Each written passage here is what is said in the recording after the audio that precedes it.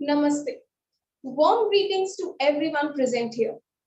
Also known as the Society for Promotion of Indian Classical Music and Culture Among Youth, Spic Macay has served and is still serving its purpose of enriching the education system around the world with the knowledge of Indian culture and heritage. As a student of LSR, I always wanted to be a part of Spic Macay Society to be able to explore my love for everything Indian. I feel blessed to be able to encapsulate this fortunate time and become a part of Anubhav 4 to witness the amalgamation of the beautiful talents from all the corners of India. The lengths and breadths of India are filled with the air of culture and creativity. We are here to present only a glimpse of the humongous talent prevailing in our country. After the successful conduction of Anubhav 1, 2, and 3 over the years gone by, Speak Macay is back with the fourth version of Anubhav, with the hope that the performances of the legendary talents from different states of our country will help you enhance your awareness of our country's culture and applaud the rip-roaring spectacular art embedded in it. Now, I would like to present the stage to Swami Niranjan Saraswati for Yog Nidra.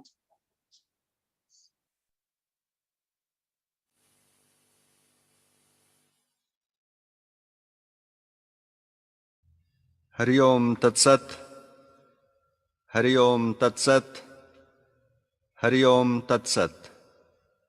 Please get ready for the practice of Yoga Nidra. Lie down in Shavasana, feet slightly apart, arms beside the body with palms facing up, head in one straight line with the spinal cord,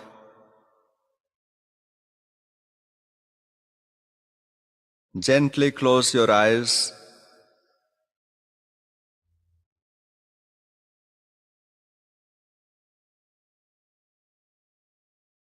Adjust your blanket, clothes and position so that you can practice Yoga Nidra without moving and with no physical discomfort.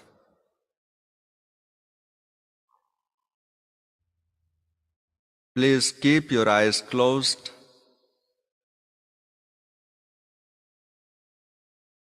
and become aware of the whole body.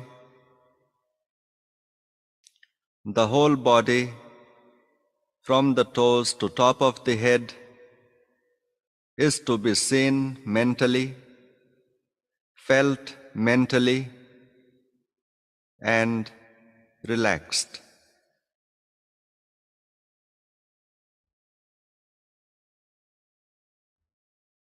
The practice of Yoga Nidra is the act of hearing and the act of feeling. Once the practice begins, do not move the body. Simply surrender the whole body to the floor.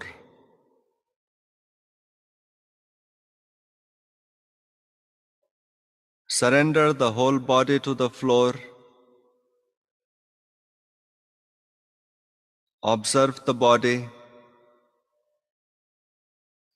Mentally check each and every part of the body, and if there is anything tight, the clothes, the belt, the wristwatch, please loosen them and relax the body.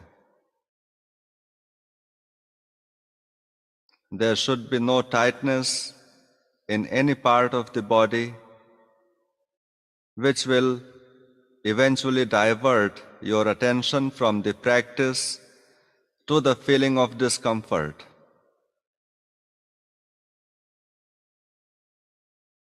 Make yourself totally comfortable. Check each and every part of the body. Loosen all the joints, loosen all the tight parts.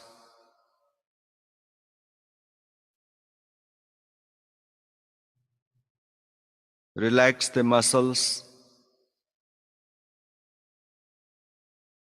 Allow the body to flop on the floor. Surrender the whole body to the floor and feel the relaxation getting deeper and deeper and deeper.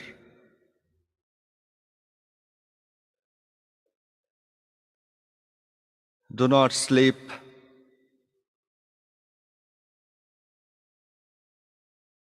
As the relaxation becomes deep, sleep will come. But you have to remain awake and alert throughout the practice of Yoga Nidra.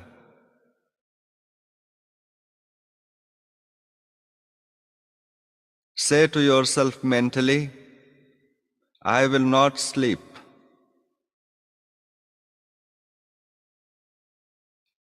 I will not sleep. I will not sleep.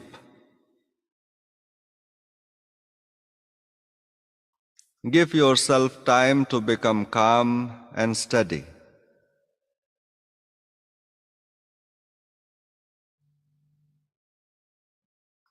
Take a deep breath in slowly and gently, and as you breathe out, feel the calmness spreading throughout the body.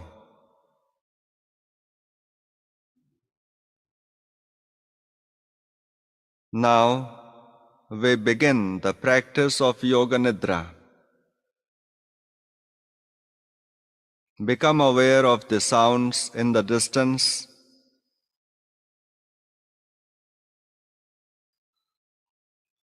Become aware of the most distant sounds that you can hear.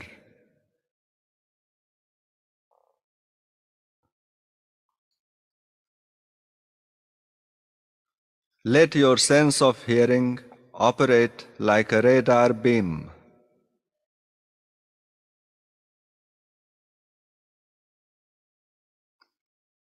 Searching out distant sounds and following them for a few seconds.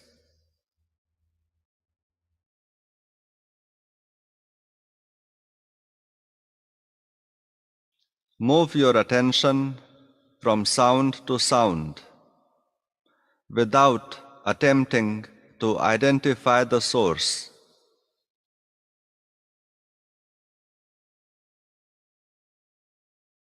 Awareness of the sounds, and do not attempt to identify the source, but be aware of each and every sound that you can hear that is within the hearing range.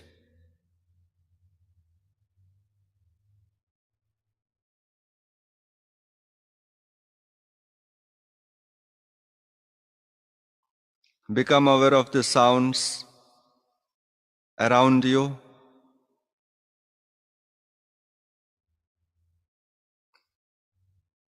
Sound of cars, sound of people,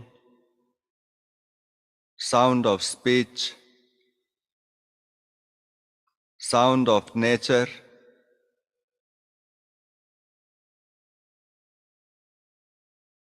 sounds inside the body.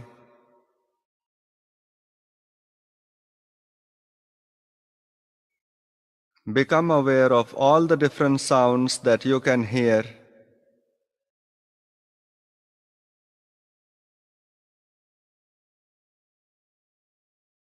Search out the sounds and follow them for a few seconds.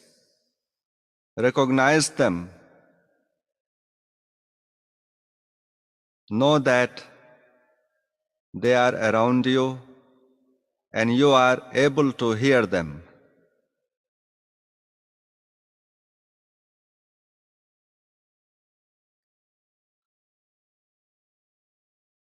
Now develop your awareness of the room. Without opening the eyes, visualize the four walls of the room,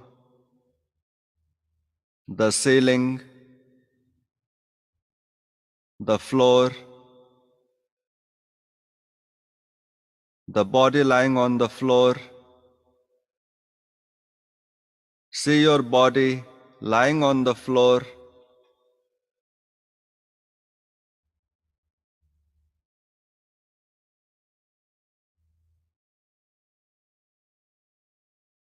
Become aware of the existence of the physical body lying on the floor.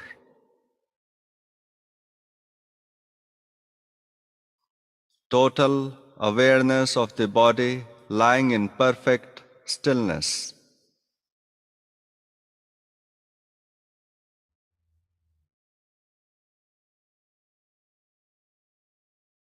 Develop awareness of all the physical meeting points between the body and the floor.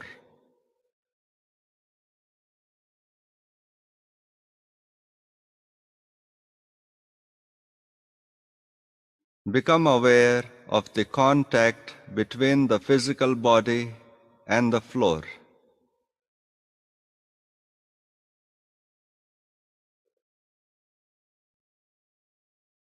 Awareness of the contact points of the body and the floor.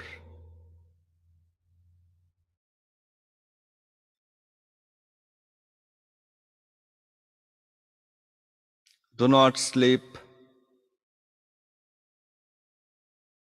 Do not allow your awareness to waver from my instructions.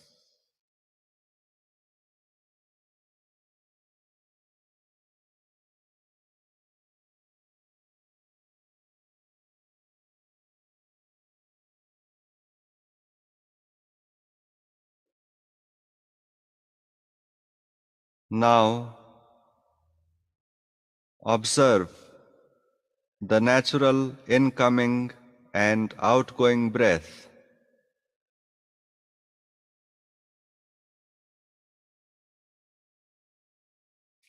Observe the flow of natural breath in the body.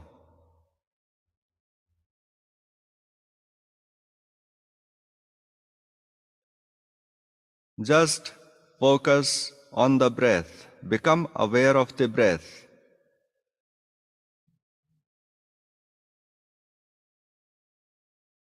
The spontaneous breath.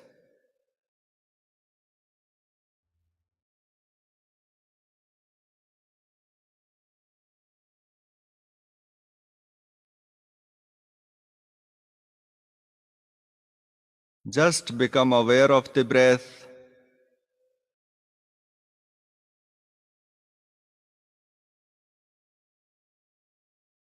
Experience the movement, experience the flow of breath in the body.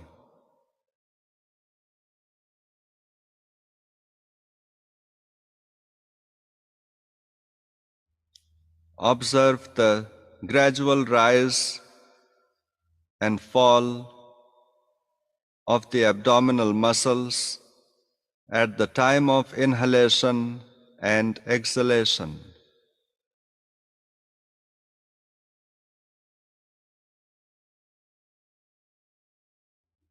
Observe the expansion of the abdominal muscles at the time of inhalation and the relaxation of the abdominal muscles at the time of exhalation.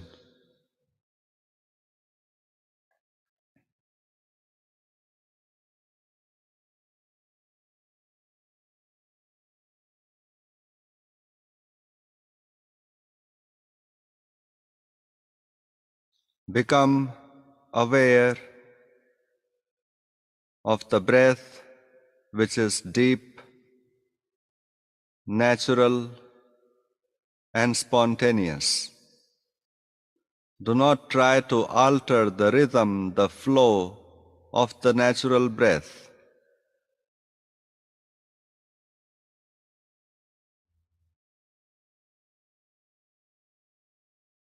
Do not try to concentrate on the process of breathing. Just be an observer of the incoming and outgoing breath. See the expansion and relaxation of the abdominal muscles as you breathe in and breathe out.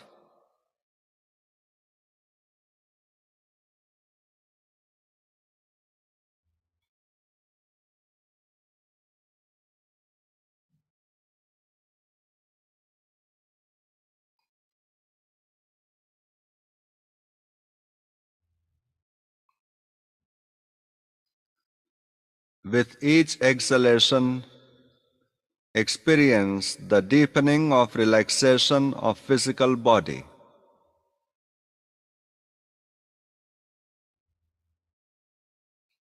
With each exhalation, experience the deepening of relaxation of the body.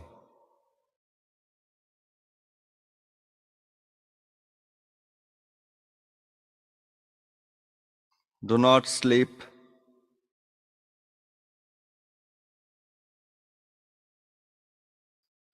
Do not sleep. Do not move the physical body. Say to yourself mentally, I am practicing Yoga Nidra. Remind yourself that you are practicing Yoga Nidra. Do not sleep. Do not sleep.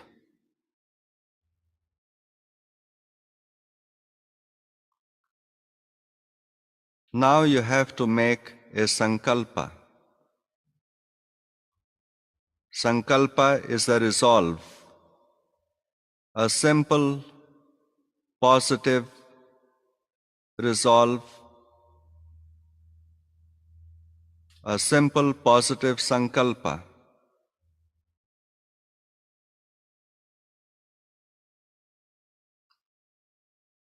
Please repeat your sankalpa clearly with feeling and awareness 3 times mentally.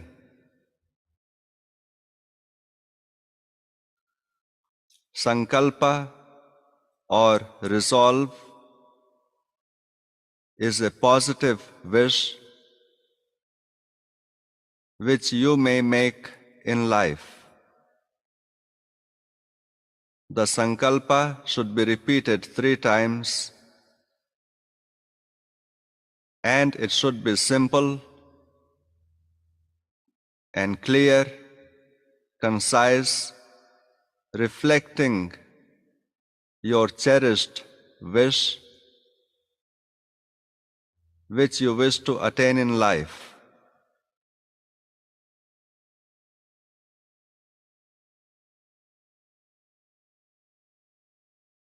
It is not necessary that you make this sankalpa right now in this practice of Yoga Nidra.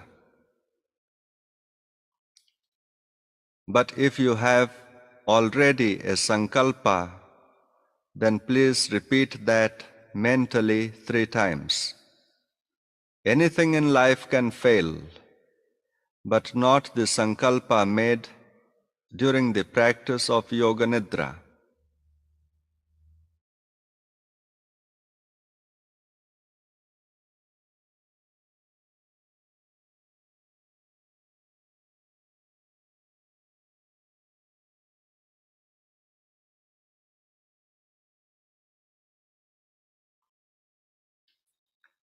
Now we are going to rotate the awareness through different parts of the body.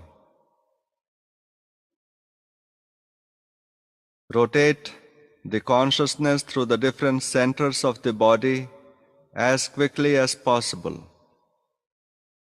The awareness has to move. The awareness has to jump from point to point, from one part of the body to the next, according to my instructions.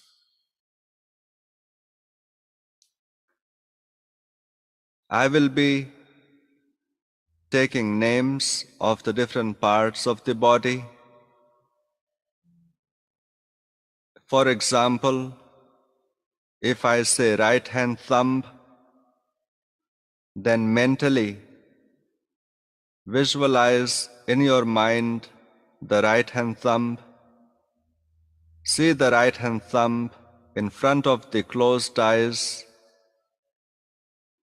Repeat mentally, right hand thumb. Become aware totally of the right hand thumb and relax completely the right hand thumb. All this will happen simultaneously and quickly. And when I take the name of this second part of the body, then move your attention to that part. And in this manner, we shall rotate our consciousness, our awareness through the different parts of the body, starting from the right side, then the left, then we will go to the back, and then to the front. Right hand thumb, first finger, second finger, third finger, fourth finger, four fingers and thumb together, palm, back of the hand, right wrist, lower arm, elbow, upper arm, right shoulder, right armpit,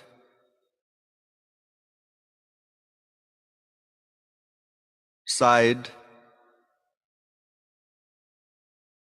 waist, hip, thigh, knee, calf muscle, shin, ankle, heel, sole, right big toe, second toe, third toe, fourth toe, fifth toe, five toes together, the whole right side, the whole right side, the whole right side. Now bring your awareness to the left side of the body. Left hand thumb, first finger, second finger, third finger, fourth finger, four fingers and thumb together, palm, back of the hand, wrist, lower arm, elbow, upper arm, left shoulder, left armpit, side, waist, hip, thigh, knee, calf muscle, shin, ankle, heel, sole, left big toe, second toe, third toe, fourth toe, fifth toe, 5 toes together, the whole left side, the whole left side, the whole left side.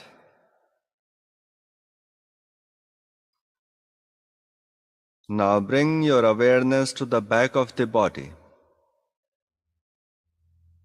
Right buttock, left buttock, right lower back, left lower back,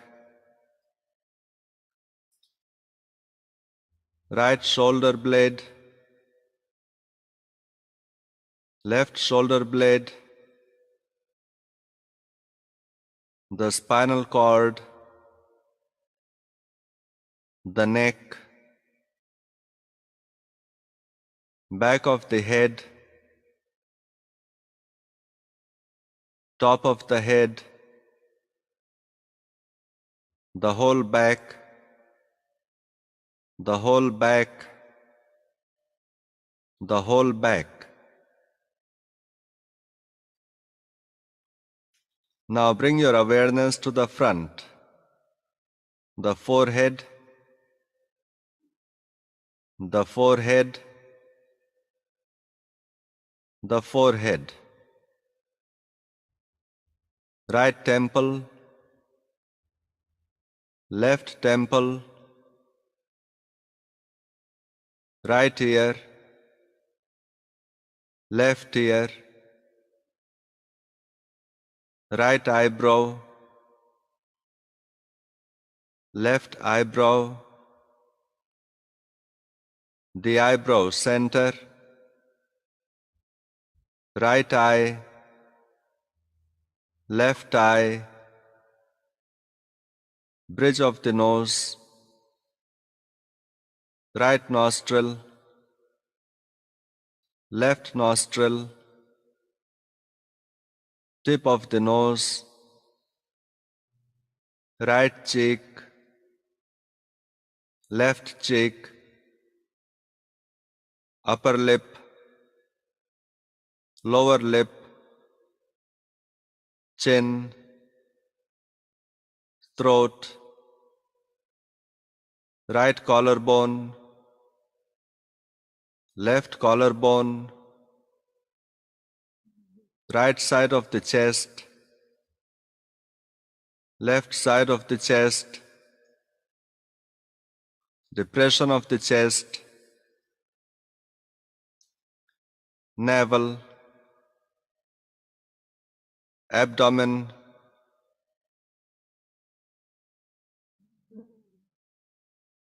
the whole front,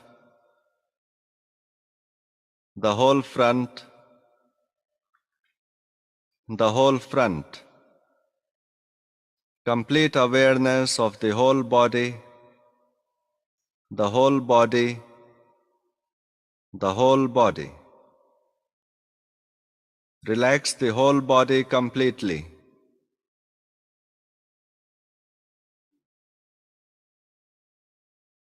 Relax the whole body completely. And now, gradually bring the attention to the environment. Become aware of the sounds, sounds which you can hear, sounds which you can hear around you. Externalize the consciousness. Externalize the consciousness. Awareness of the immediate environment.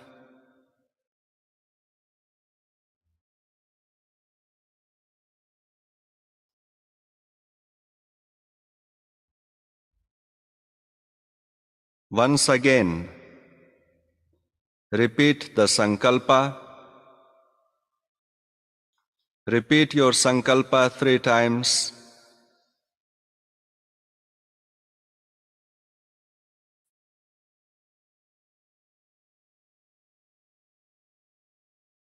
Now slowly move the toes, the feet, the fingers, the hands, the arms, the head from side to side.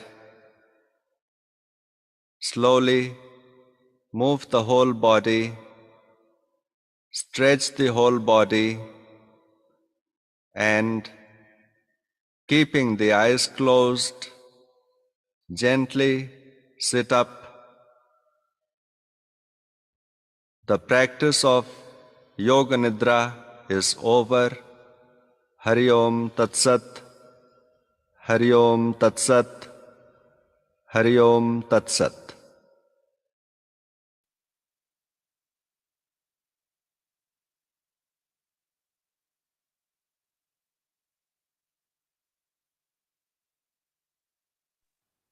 Thank you so much, Swamiji, for this wonderful and pious session of Yoga Nidra.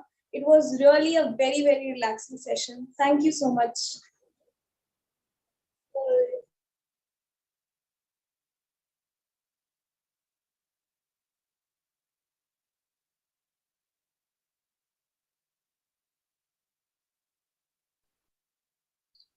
Namaskar.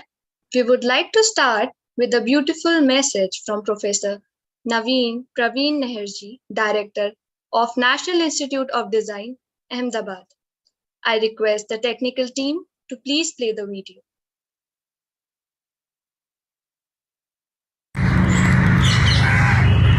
Namaskar from National Institute of Design, Ahmedabad. As we all know, Spic, Macay, which is a voluntary movement, seeks to inspire youth through experiencing cultural and diverse tapestry of Indian and world heritage, with the hope that beauty, grace, values and wisdom embodied in these arts will influence their way of life and thinking and inspire one to become a better human being. Thank you, Dr. Seth, to reach out to the youth of all over the world over the years to make them aware of glorious composite heritage and increase awareness about Spic, Macay to motivate more people to volunteer for the movement.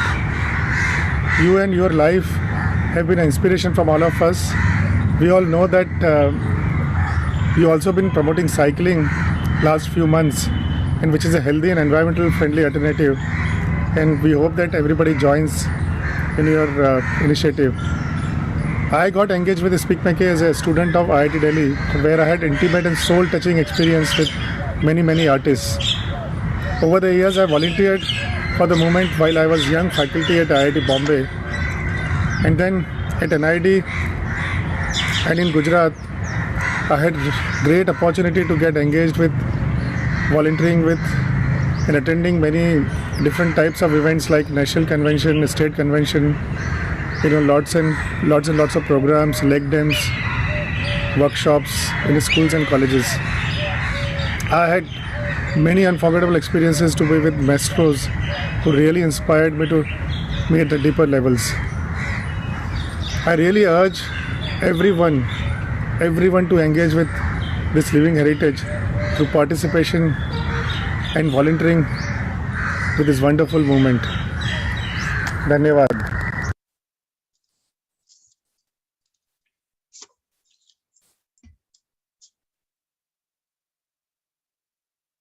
Thank you so much, sir, for your words. Now, next, we have classical Carnatic vocal music with Vidushi Vishaka Hariji. We welcome you, ma'am. Vishaka Hariji is a Carnatic music vocalist and prominent of Harikatha, a form of Hindu storytelling. She is a mentor dedicated to instilling art and creativity within the education of children, who she believes are the torch bearer of culture. Vishaka Hariji received formal Carnatic music training from Lalgudi Jayaramanji from the age of 6 and Bharatnatyam training from Sudharani Raghupati She had no formal training in Harikatha.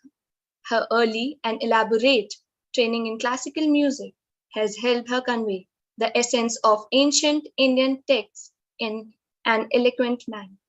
Vishaka Hariji studied commerce and completed qualification as chartered accountant. She also secured an All India Radio first in direct taxes and is an academician. I would like to share some of her achievements. She has received medals, prizes, and other awards for her contribution to the Harikatha and in Carnatic music field.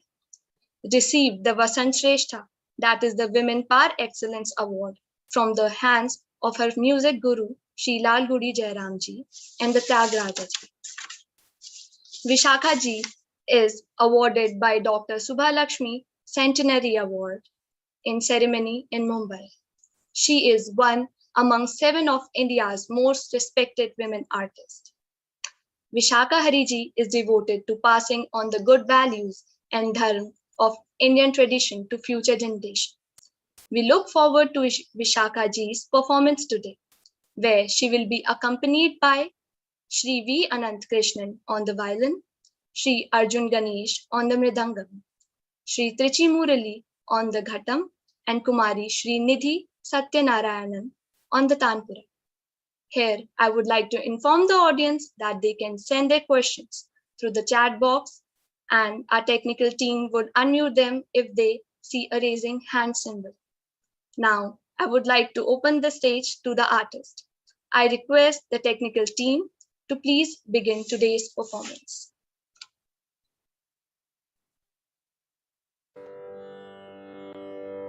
पार्थमानस संचारम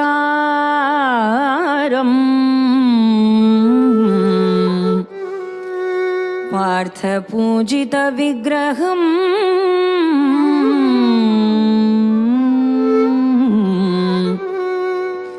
पार्थमानस संचारम Partha पूजित विग्रहम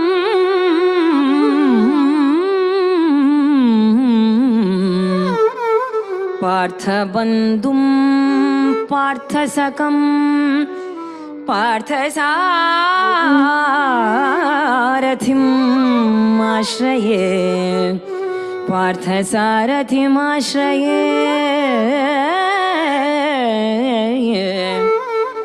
पार्थप्रियकरं शौरिं पार्थरक्षापरायणम् पार्थवन्द्यं पार्थदूतं पार्थसारथिमाश्रये पार्थानुग्राहकं वीरं पार्थभक्तिवशीकृतं पार्थचित्तहरं श्यामम्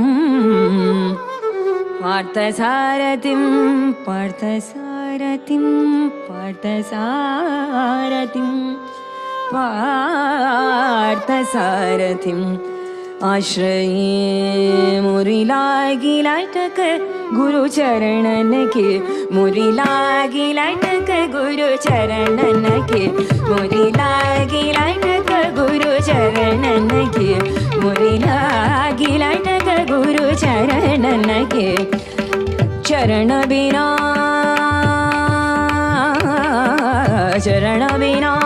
मुझे कछु नहीं भावे चरण बिना मुझे कछु नहीं भावे चरण बिना मुझे कछु नहीं भावे झूठ माया सब सपनन की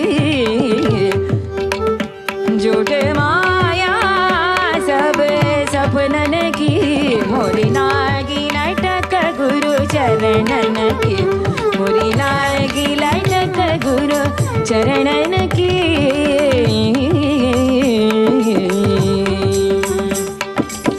भवसागर सब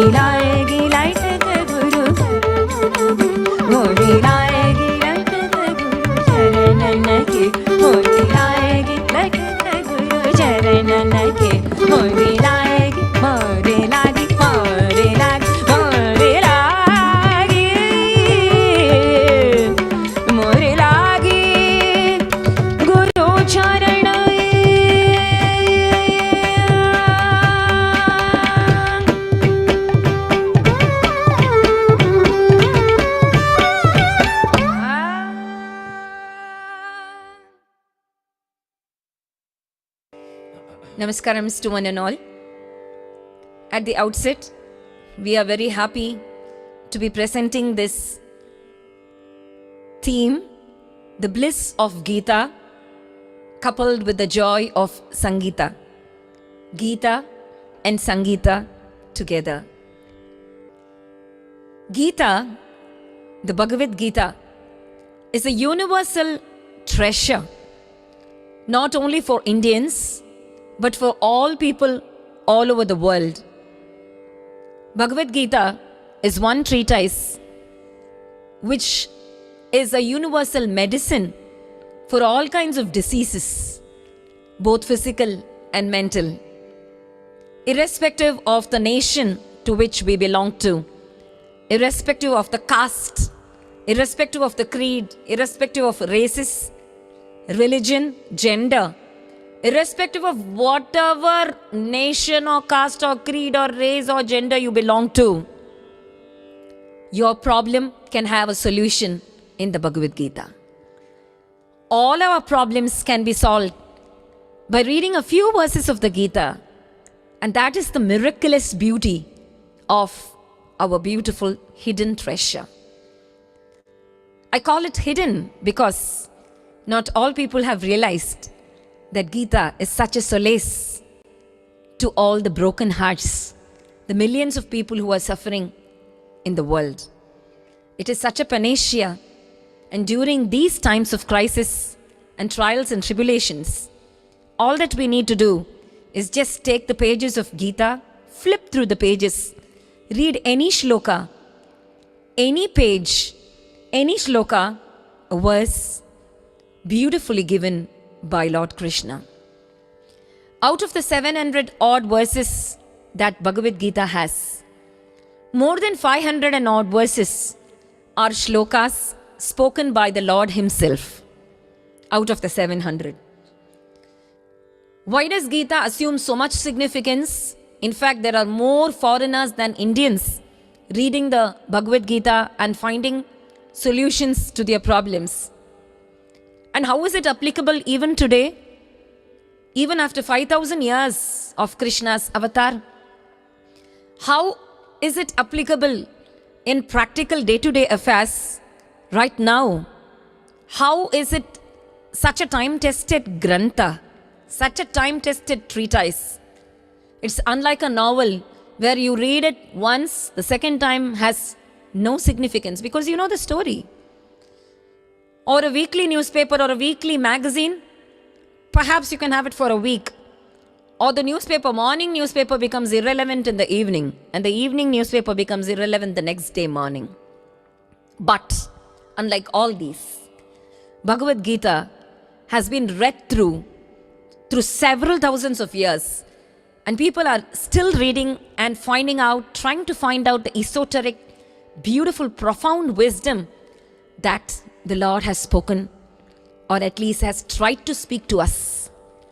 And it depends on how much we internalize it, how much we understand and realize it ourselves.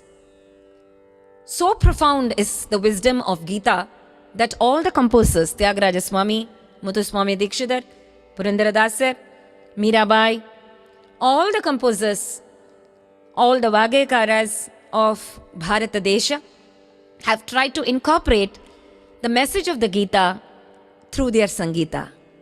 And that is today's theme, the bliss of Gita through the compositions, through the Sangeeta.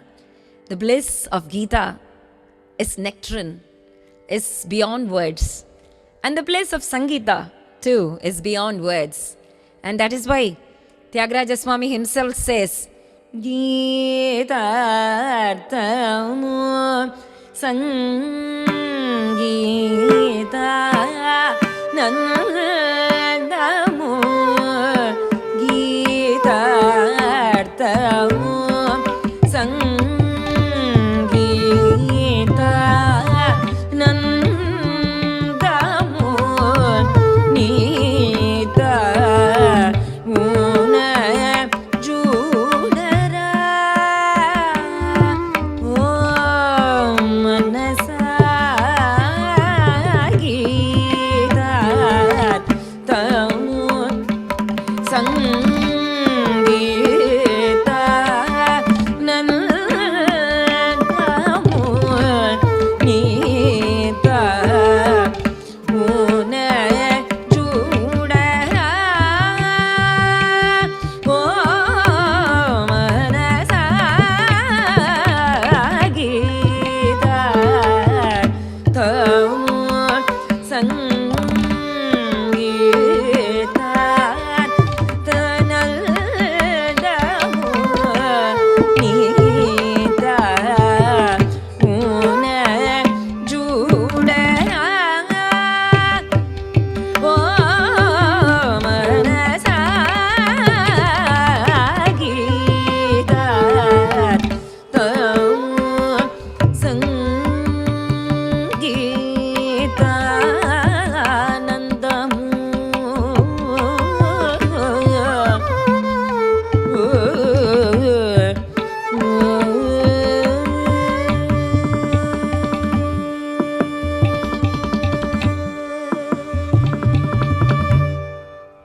Geetarthamu, Sangeetanandamu, the profound wisdom of Gita and the joy that Sangeeta gives, both together in this Ratna out of the Pancharatnas.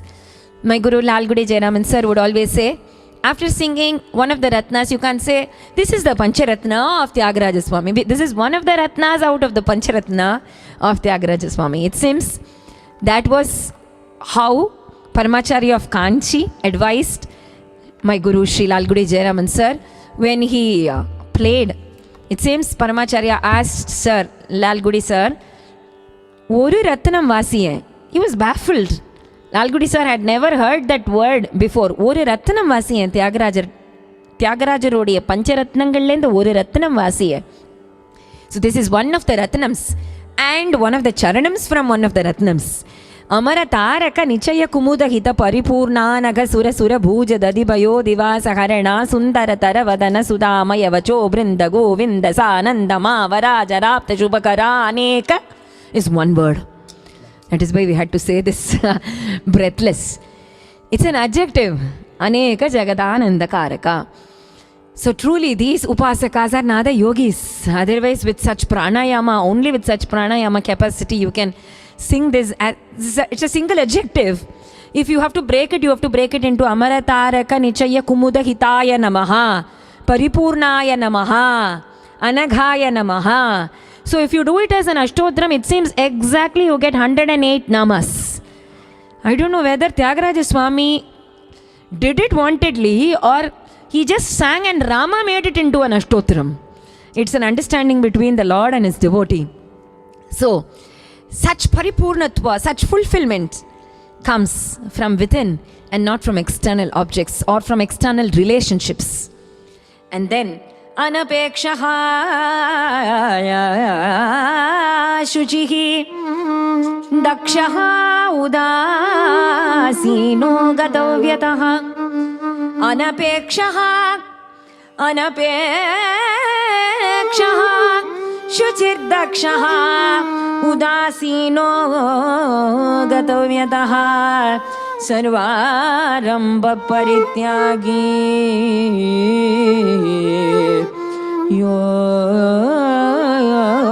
मद्भक्तः समे प्रियः समे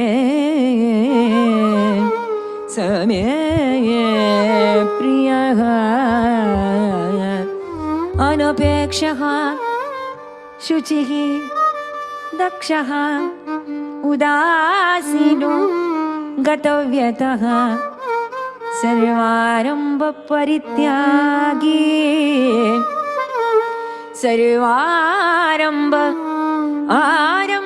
परित्यागी सर्वारंभ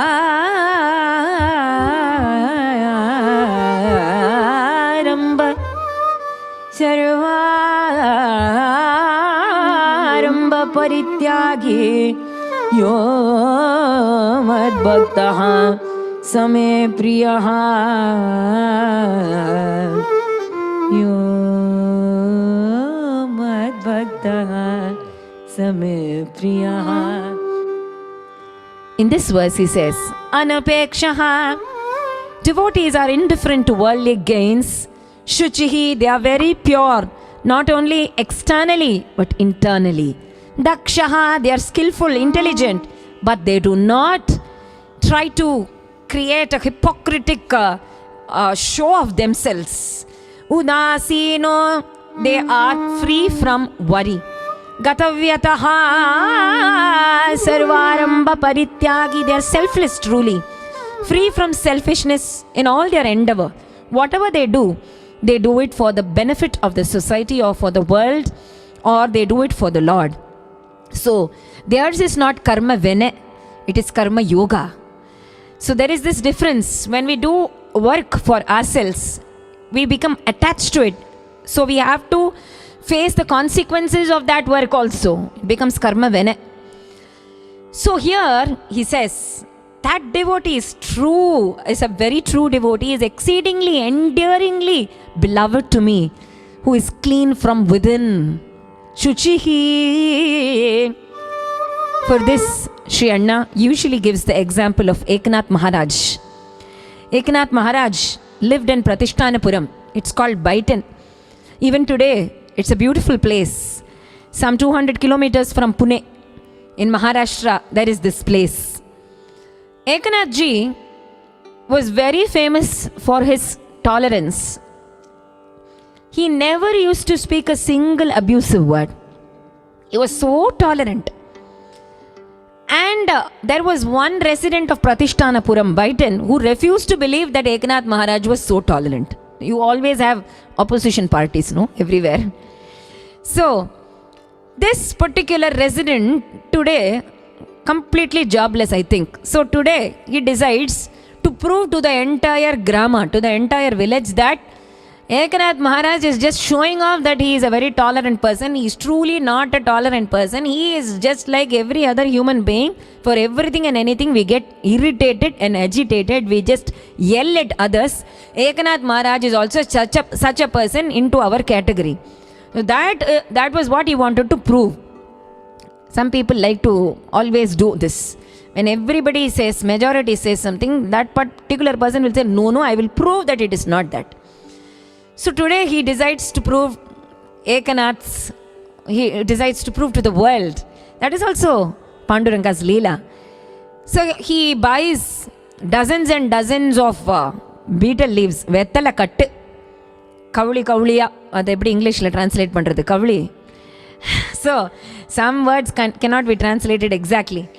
So bunches and bunches of betel leaves, and he chose the betel leaves exactly when Eknath Maharaj has the bath, the snan in Godavari river, and he has to go through that path. That was a one-way path. He had to definitely cross through that path.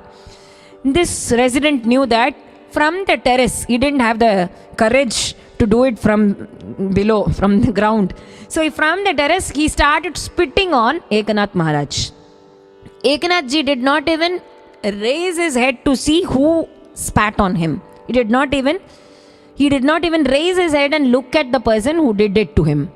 He just went back, very calmly, very composed. He had a dip in the Godavari again. Again he returns. Again the man spits. Again he returns. Again Ekanathji has a dip in the Godavari. Again he walks through that path, narrow path. Again that man, that resident, chews the betel leaves and the juice, he spits it on Ekanath Maharaj. This goes on for hundreds of times. Right from morning 5 o'clock, now it's almost 1 p.m. in the afternoon. The whole process goes on continuing. Ekanath Maharaj does not lose his patience. He was not sick and tired of going back and having a snan in Godavari. But the man who kept on chewing the betel leaves, he became tired. He became tired. How long to chew the betel leaves? His mouth is paining now. So he comes down. He walks down from the terrace. He comes to the ground. He comes to the floor and then to that path, falls flat. He prostrates at Eknath Maharaj's feet and he says, "How, Maharaj? How? How on earth is this possible? This is humanly impossible. How can you be so patient?" And then Eknath Maharaj says, "My dear, you spat on me. You made just my body untidy. If I have a dip in the Godavari, my body will become clean again. But in case I shout at you or I yell at you and I use abusive words, my mind will become unclean. And how many ever dips I have in Godavari, that mind cannot be cleansed at all. You can clean your body, but you can't clean your mind very soon. Once you have made my body filthy, I don't want to make my mind unfilthy myself." Why to make the body and the mind unfilthy? The body gets filthy, you can clean it up. Mind cannot be cleaned. Such is the power of the mind, my dear. And then that man, he totally cried. He was in tears. And he says, "I surrender. You have surrendered your body, your vak, your speech, your heart, mind, soul, everything to Panduranga. I surrender everything to you. Kaya vacha ani mana Guru charani arpana. Kaya vacha ani mana Guru charani arpana. Guru mata, Guru pita, Guru amuchi kula devata. Guru mata, Guru pita, Guru charani, Guru amuchi kula devata. Tora patata sangane, Tora patata sangane, Guru rakshi maghe pude, Guru rakshi maghe pude. Guru mata, Guru pita, Guru amuchi kula devata. Kaya vacha ani mana, Kaya vacha, Kaya vacha ani mana, Guru charani arpana, Guru charani arpana. Guru mata, Guru pita, Guru amuchi kula devata. Guru amuchi kula devata. Eka janardhani sharanaya, Eka janardhani sharanaya. Guru eka janardhana, Guru eka janardhana, Guru eka janardhana, Guru eka janardhana. Vithala, Vithala, Vithala, Vithalaya. Vithala, Vithala, Vithala, Vithala.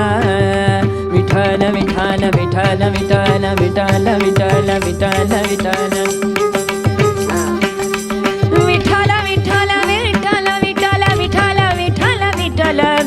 Vitala, Vitala, Vitala, Vitala, Vitala, Vitala, Vitala, Vitala, Vitala, Vitala, Vitala, Vitala, Vitala, Vitala, Vitala, Vitala, Vitala, Thala, Thala, Thala, Thala, Thala, Vitala, Vitala, Vitala,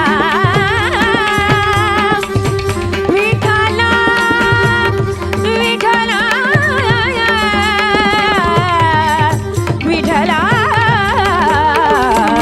Vitala, Vitala, Vitala, Vitala, Vitala, Vitala, Vitala, Thala, Thala, Vitala, Vitala, Vitala, Vitala, Guru ek Janardana.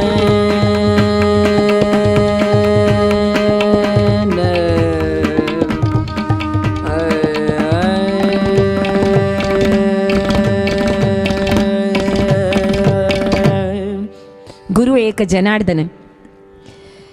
Krishna is Janardana Swami. So Guru Eka Janardana, Krishna's beautiful Bhagavad Gita preachings. He is Janardana Swami, or Ekanath Maharaj's Guru was also called Janardana Swami. So here he says, Kaya Vacha Ani Mana Guru Charanim Charpana. From my Guru I have learned all these virtues. And let us learn all these from Sri Krishna's beautiful words. So then he goes on to say in the Dvadashodhyayaha, in the 12th chapter, the next few verses are all similar in meaning. But he goes on to say these again and again and again because it is more important, significant. It assumes the greatest significance. So he goes on to say, Krishna goes on to say, Yona Grishyati na dveshti na shochati na kankshati Shubhaya Shubha Parityagi Bhaktimanya Same Priya. The 5th, 6th, 7th verse, they're all similar in meaning. Yo na krishyati na dveshti. That person who does not rejoice too much, who does not get excited too much for everything. Na dveshti, or who does not truly get desperate in sorrow. We have only these two extreme feelings. A devotee never goes to extremes. He's always in the same calm mood. Yo na krishyati, don't get too excited. Na dveshti, don't get too much, don't fall into too much of sorrow. Na shochati na kankshati.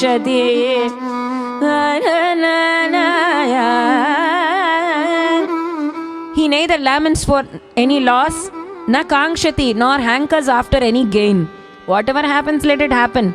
That acceptance, that is the most important principle in one's life. Accept whatever happens to you.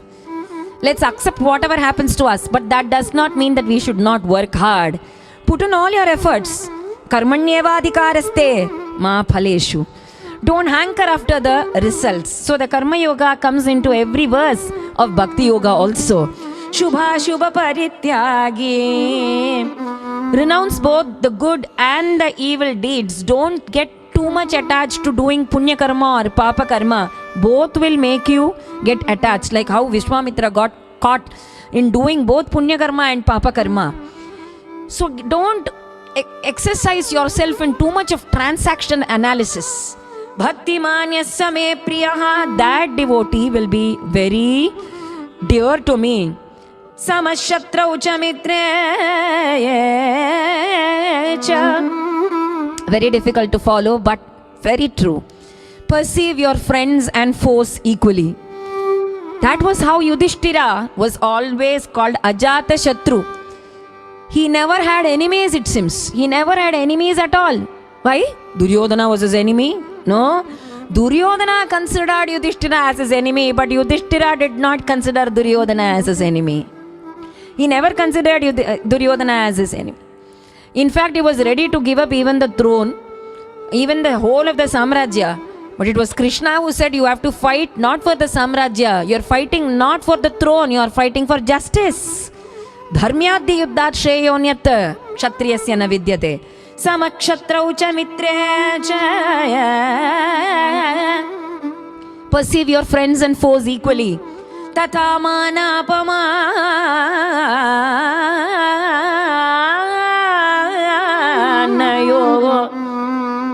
Perceive insult and praise equally. How to do? When people clap for you, you feel happy. And when they say, no, no, no, Hari Kamboji could have been better, then you immediately frown. How can you see the censure and the praise as equal? You have to. Chaitanya Mahaprabhu says, when somebody appreciates you, do it, try the opposite, reverse osmosis. When somebody appreciates you, take it as poison. And when somebody censures you, when somebody criticizes you, take it as amrita. Trinadapi suni chena tarorapi sagishnuna. Even Kabir Das says that, Nindake nikat baso. Live near a person who constantly keeps abusing you. Only then you will know your weakness and you can overcome. Try to make efforts in overcoming all your weaknesses. Let us surrender, it's okay. Let us try to overcome our weaknesses. Samashyatra uchamitre cha tata mana apamanayo.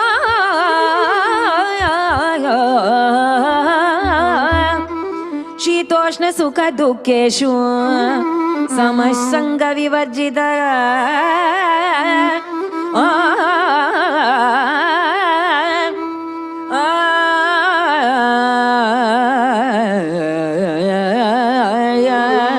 Tulya nindastu tirmauni.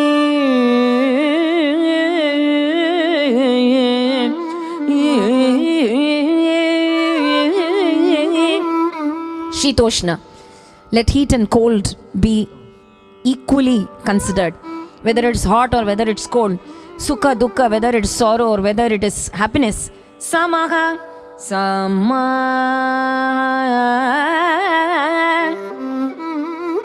Sama. Sama.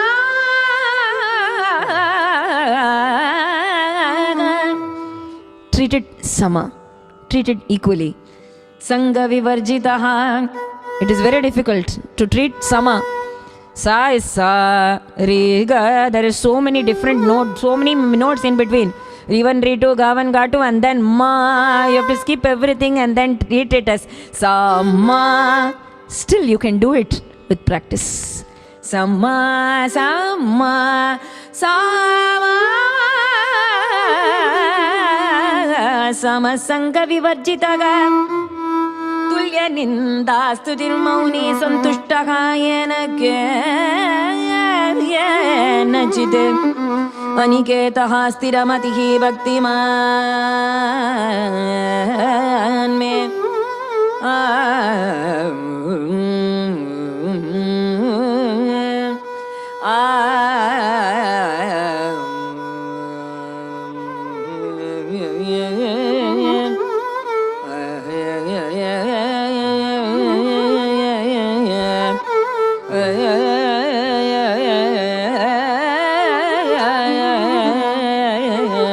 Bhaktiman me priyo naraga.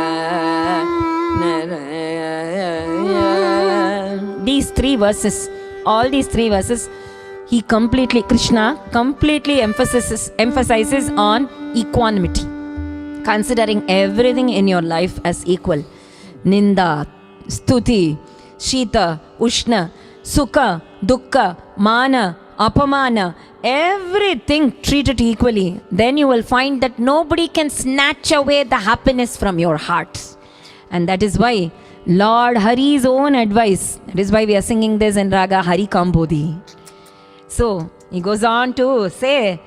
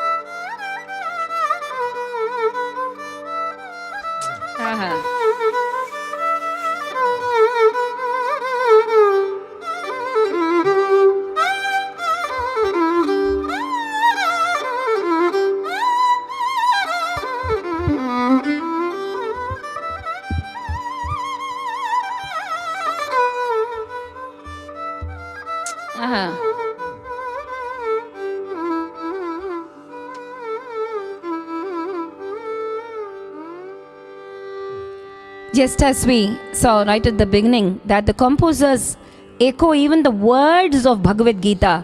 Ashocyananvashochastvam, when Krishna says, Dikshidhar echoes the words and says, Shoka moha bhaya nivaranam bhavataranam. So similarly, these words, when Lord Krishna says, Samashatrau cha mitrecha, the Shatru and the Mitra, the friend and the foe have to be treated alike. These words are echoed by Tyagaraja Swami when he says, Shatrula, Mitrula, Samamuga, Juje, Shatrula, Mitrula, Samamuga, Juje, Nihu, Yenduku, Nidaya.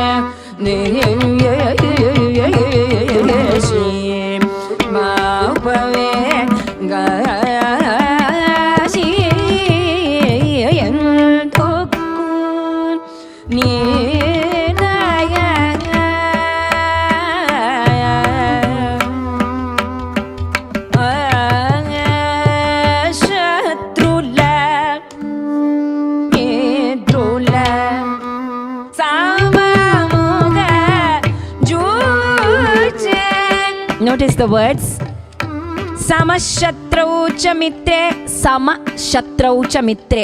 Sama. That is why we sang that. Here again the words Samashatrau. Samakshatrau cha mitre cha is the Bhagavad Gita verse.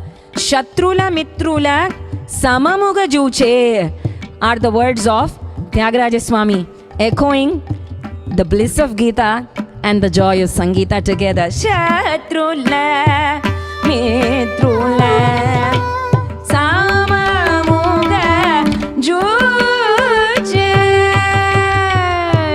yanduku niraya shatrula mitrula shatrula mitrula samamuga juche yanduku niraya.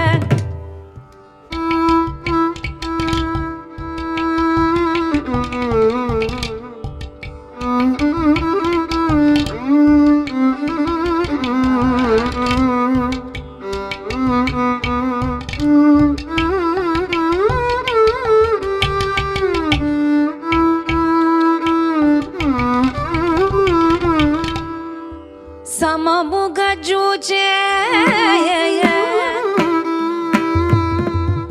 shatrula mitrula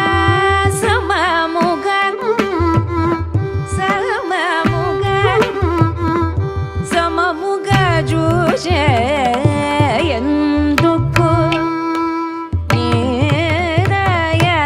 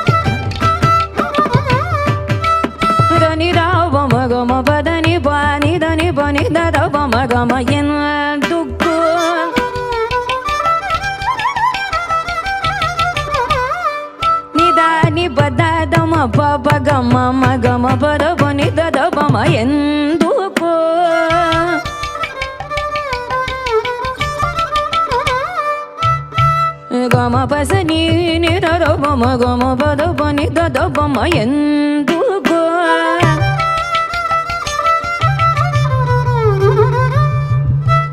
Da da ni da ba ma gama pa da ni ba ni da da ba ma gama pa ga ma yendugo.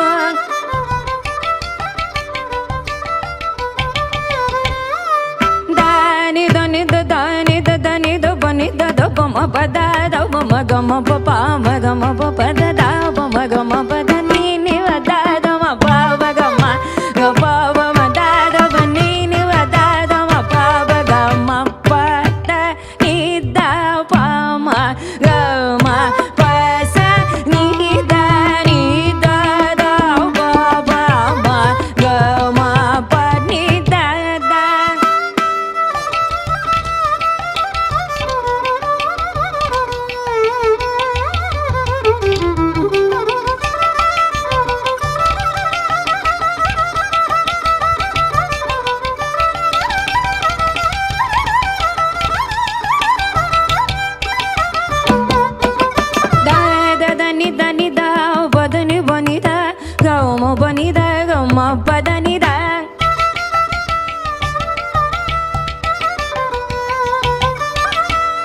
ni do pa ni do pa ma pa do pa ma do pa ma ga ma pa ma ga pa ma ga ma pa ni da.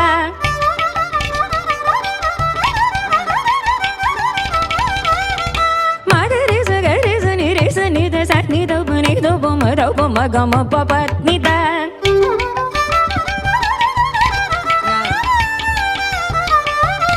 Sa re ga ma pa da ni sa ni da. Da ni re sa ni da sa ni do pa pa ni da. Sa ni da. Pa pa pa ni da. Ga ma pa ni da. Ga ma pa ni da. Ga ma pa ni da. Da ni da do pa da ni pa ni da. Ga ma pa sa ni da do pa da ni pa ni da do pa ma ga pa pa ga ma ga da da ma ga ni da ni pa da ma pa da ma. Ga ma da do pa ma ga ma pa da do pa ma ga ma pa da ni pa da wa ni da do pa ma ga.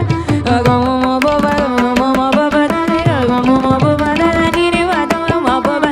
Ga ma pa da ni da ni ga ma ga ga ni sa ni pa da ni sa ma ga ni sa ni ma ga ni sa ni ma ga ni sa ni da da da ga ni sa ni da pa pa pa ga ma pa da ni ga ni sa ni da ga ni sa ni da ga ni sa ni da pa pa pa ni sa ni da pa ma ma ma ga ma pa da ni ma ga ni sa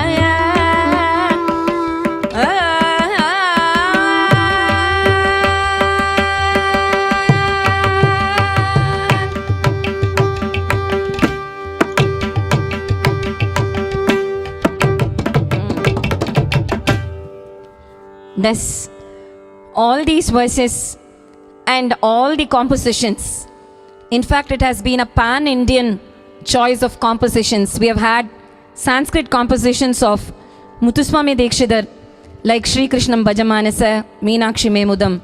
We have had Marathi Abhangs, Premacha Putala, and Guru Mata, Guru Pita. This is a Telugu composition of Tyagaraja Swami. We also had a glimpse of Jagadananda Karaka, Tyagaraja Swami's composition.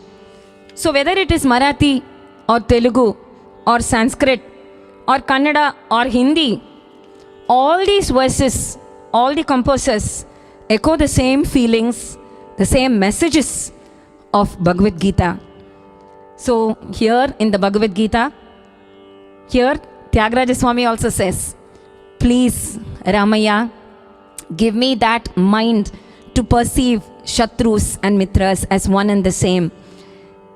As you do, please bestow on me all the virtues. Anupama Gunambudi Ninnu Anusarinchi. You are a samudra, an ocean of a repository of virtues. Bless me with at least 0.0001% from that beautiful ocean of virtues. And then Lord Krishna concludes the 12th chapter saying that all those people who follow these nectarine words of wisdom, ambrosial words of wisdom, and all those who are devoted me and have me as their supreme goal, they are all exceptionally and exceedingly dear to me. Yetu dharmyamritamidam yatoktam paryupasate shraddhadhana matparama bhaktaha te ativa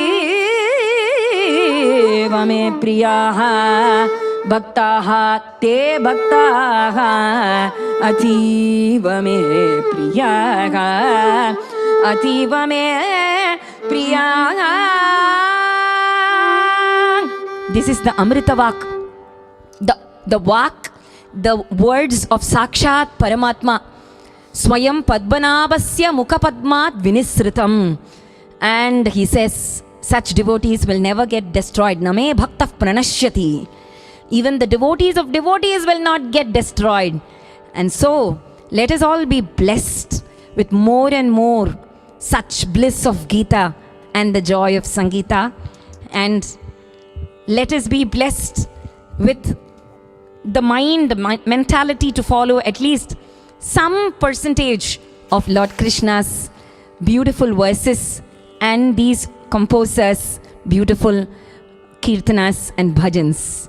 Pavamana sutudu patu padara vindamunaku ninama rupamunaku nitya jaya mangalam rajiva nayana tyagaraja vinutamaina ninama rupamunaku nitya jaya mangalam mangalam.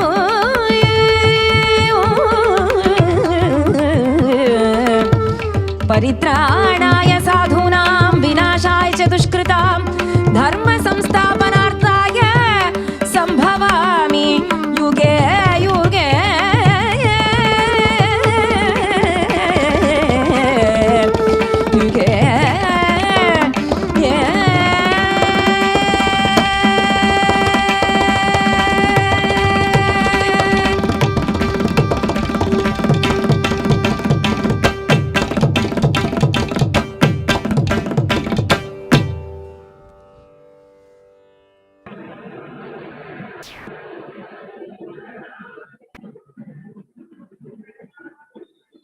Thank you, ma'am, for the beautiful performance. It felt great to see you performing. So pure, so connecting. I'm grateful to you.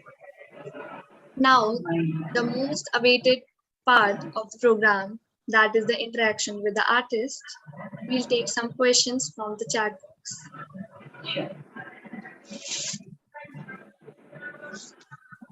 Ma'am, if you like to share the journey of your experience into this Right, yes. this experience has always been blissful, very blissful, because while we share our knowledge and Anubhav, as you have named the series as Anubhav, Anubhav is your experience. When we share our experience, we learn a lot during the journey. So it's not just sharing, it's enrichment, uh, probably knowledge empowering not only the audience but ourselves too. This is a two-way journey. So we learn and learn and learn and learn. It's a continuous growth. It's a continuous spiritually elevating, culturally, heritage-wise, art-wise. Means you can look at it from different angles. So it gives a complete soul satisfaction, I should say. Thank you so much, ma'am. How does the art form help you to be a more beautiful person? Just as I told you, Chala Swanubhava Vedyame is what Gadaji Swami says.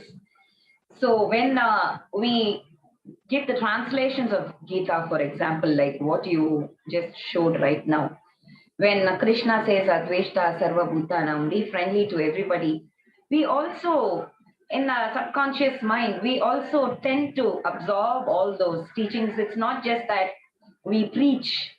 You practice as you preach, right? At least 1% or 10%. So we try to be the best of ourselves. Like how in the schools we have the best behavior badges, right? So to get the badge, you need, sometimes some children are always in their best behavior to get the badge. And then it becomes a part of them.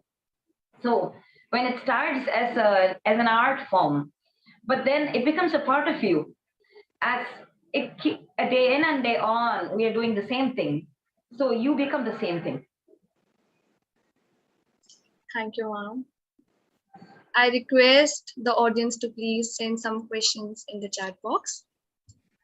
Also, ma'am, how were you introduced to Harikatha? It's completely because of my gurus. I was just learning Carnatic music from Lalgudi sir, Padma Bhushan Lalgudi Janam sir. And after my marriage, my gurus, my father-in-law, Sri Sri Krishna Premi Swamigal, Sri Shriyana, and my husband, Sri Hariji, they initiated me into this art field of Harikatha, where you not only sing, you also explain the meaning, the context, the mood of the composer, what they're trying to tell, the message as such, the reality that they wanted to convey through their compositions.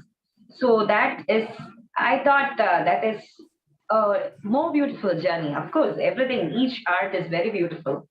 And this is an eye-opener for me because we just don't sing the songs. We get into the each and every word of the song and the context behind it, the mood of the composer behind it. We learn to travel through different languages, different composers. It's almost traveling through the whole of Bharat, Desha, so all the regions, along with the same composers. So a blissful journey indeed. Okay, so for you, your Guruji was your inspiration. My guru. Your inspiration, and ma'am, how everybody supported you around you? Of course, that is a very important question.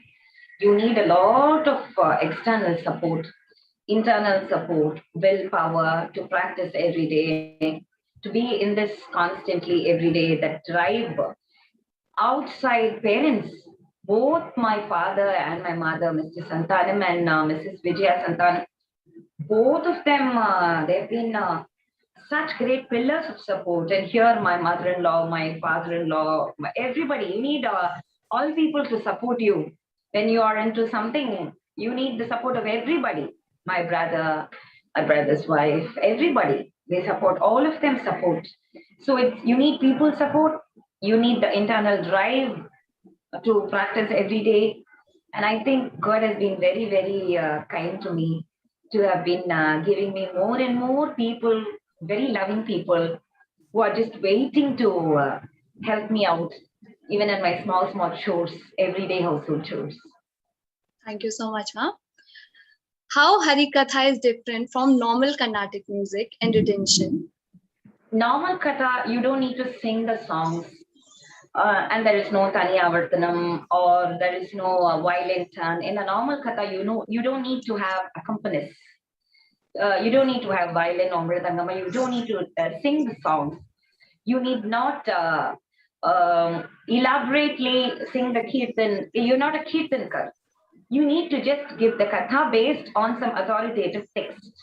But in a harikatha, it's a lot of music. Almost it's more music. 60%, 60 is to 40 probably. 60% music, and the music has to be of different panchabhashas at least, 5 languages. In a usual harikatha traditional format, panchabhashas. You need to include Telugu, Kannada, Hindi, Tamil, Malayalam, or other than Sanskrit, the original Sanskrit text. So for Harikatha, you need to learn a lot of languages. First, you need to learn a lot of music. Means you have to be a very sincere music student for several years together. So basic difference in Harikatha is it is with music and with accompanists, violinist, mridangist. You give the Tani Avartanam, you give the violin turn. It's like a concert, but you explain and narrate. Thank you so much, ma'am. There's another question. How are you reaching out to the young generation? We have started this Vijay School of Harikatha. And that is a beautiful journey again, and another Anubhav. Some 2-3 years back, 2020 February, we started Vijay School of Harikatha with a bunch of students who are the younger generation, very small little kids, age spanning from 5 years to almost 30 years. It was a small bunch of kids, like 25, 30 kids. And then the school expanded so, I should say, exponentially, that in these 3 years, 20, 21, and 22 till this May, all these years, every day we've seen youngsters so much interested in this journey in Harikatha, in learning the compositions, in learning our scriptures, and learning the real history of India, in exploring India in its true sense. So the 25, 30 kids exponentially grew into hundreds and hundreds and hundreds of youngsters. So we now have so many students in our Vijay school. And this journey is really very beautiful because I teach some of them personally. Say probably 50 to 60 students, I train them personally when they come to the advanced level. Till then, they attend the basic Balabodham stage and then the Vijay Shri Siksha stage. And then we started the Vijay Shri Tamil wing, Sanskrit wing, Bhajan Mandali, the Bhajan session wing. And then it went on and on and on. And now I'm glad to share that it's a part of the NEP syllabus also for many schools. So Harikatha has really, that seed has become a banyan tree now. And I'm sure it's going to really take off. Thank you so much, ma'am. What do you think for a beginner, how much riyaz is required to be a successful singer? Riyaz is very important, whether it is Hindustani music or Carnatic music or Harikatha. I think the art form, from outside, it looks very easy. Like you don't need to go to the office from morning 6 to evening 10 or 11 or 12. But in reality, it takes more time than the office goers. Because all the 24 hours you have to get immersed in this and nothing but this. So you sleep or eat for the sake of the art. You eat only that which really suits your voice. You sleep even if you can't sleep, you have to sleep because only then you will be fresh in the evening to perform. So your body, you have to tame it like taming a monkey or taming a tiger or an elephant. You tame your body, you tame your mind, you tame everything, and that riyaz. Riyaz, I think this riyaz is a continuous riyaz for throughout your life. I can only remember my Lalgudi sir. In his 80s, he was practicing the violin right from Sarli Varsa. Even after getting the Padma Shri and the Padma Bhushan, Riyaz becomes very important, in fact, more important. Okay, well, that was amazing. What are the skills that are required to be an accomplished artist? What other skills are required? Yes. As you say, rightly put, and the question is very rightly asked. Harikatha is not just narration or eloquence skills. Some people think that you can just write down like notes and then probably like giving a speech. It's not giving a speech. It's not that easy. You need to quote ancient texts, the background. You need to have a lot of knowledge in Sanskrit, and as I told you, the Panchabhashas. In music, our epics, you need to not just know the translations, but know in reality what Valmiki or Vyasa or our other Pauranikas have really wanted to tell us, because they are all great serious saints who have encoded so much of messages in just one shloka. It might superficially look like a story for small children, but it is a lot of philosophy. So Harikatha has music, the ancient scriptures, and sometimes there are dancers who you can. There is Nritya Harikatha in our Vijayashri school group also. Those who can dance, they do the Nritya Harikatha. So dance in those days they used to dance along with music. So it's a one-person art form, many arts together, all arts integrated together. So you need that the transition from narration to music, and then when you sing again to narration, all those, I think there are small, small subtle skills that you can't just say that this is one skill, that is one. It has to blend in so smoothly. Yes, ma'am. Thank you, ma'am. Like in today's generation, mostly people are working and pursuing their music. What do you think? How can they manage? Yeah, in our Vijayashri school also, we have a lot of school going, college going students, but the basic thing is we don't stop their schooling or colleges because they are learning Harikatha. They have to devote time for practice in the morning, for practice in the evening, for our sessions, learning. And sometimes what happens is this gets so deep into you that even during your lunch breaks or your tea breaks, you start thinking about this. Lot of internalization. So whether you're in office or whether you're in school or college, it's about internalization. So whenever you have a break, even that 5 minutes, see all our saints, Kabir Das was a weaver. When did he get time to sing? Raidas was stitching chapels. Then Gora Kumar was a potter. Many saints, Tukaram Ji, Ramdev, all of them, they had their own stores, departmental stores to look after. But how do you think lakhs and lakhs of abhangs and compositions came out from them? It is because of internalization. When you love something, I think you get time to do that. When you really love something, you will find time to do that, isn't it? Yes, ma'am. Do you have any other hobbies and interests other than music? I think my cup is full. My practice, my house. I have to look after my house, and then performing harikatas, and then the school children. All of them are my children, besides my own children. So I think my cup is full. But of course, hobbies. I do like playing chess. I do like reading very nice books, very truth, facts about India, especially somehow that something related to patriotism, books, riddles, crosswords, puzzles, all that really interests me. Thank you, ma'am. How it is important, how important is physical and mental discipline nowadays? Yeah, just as I told you right now, physical and mental discipline is what is real. So you tame your body. Everything, shariram, shariram is your voice. Shariram is your body. Only if you're mentally fit enough, you can speak.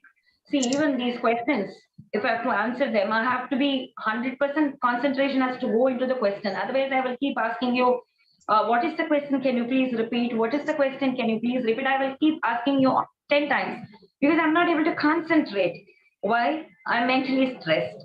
So only a mentally free mind can absorb everything quickly and then grasp it and retain everything.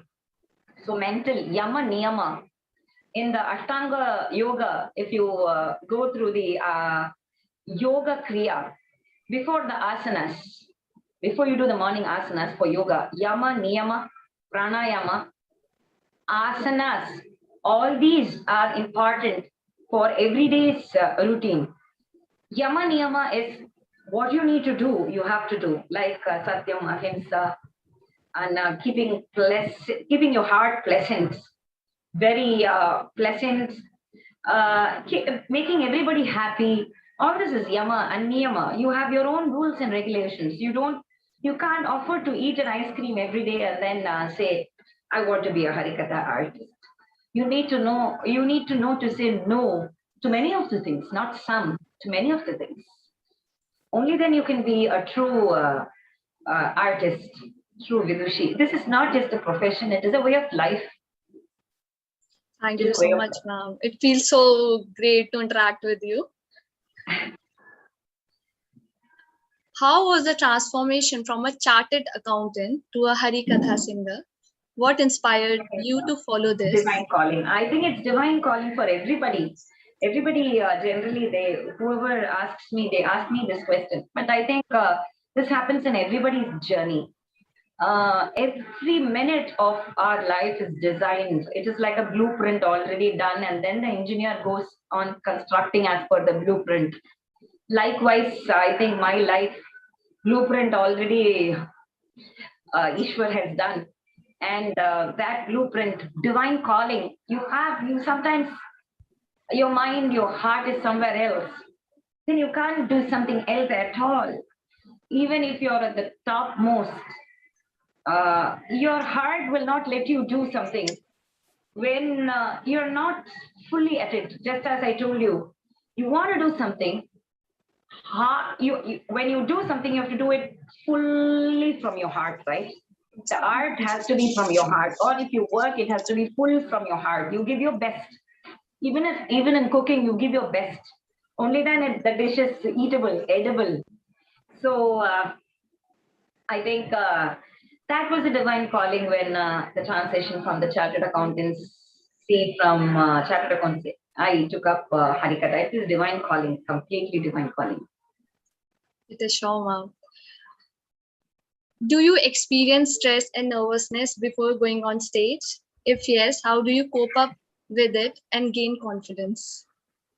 If you think of it as an art, if you think of yourself as an artist, or if you consider others as competitors, or if you think this is just a program, then the element of stress will enter.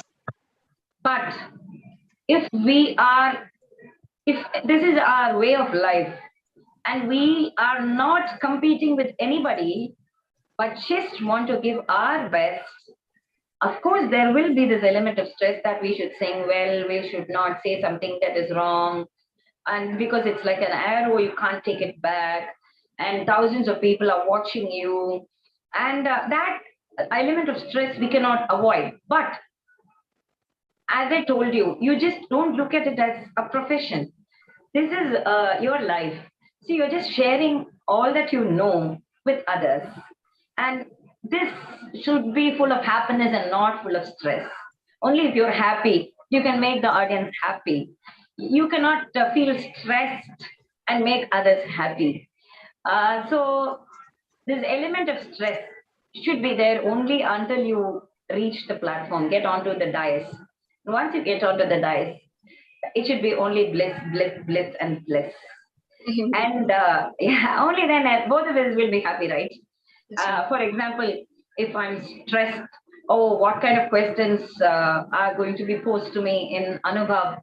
4, or if I message to you and say, okay, can you please send me the questions before? All that is very artificial.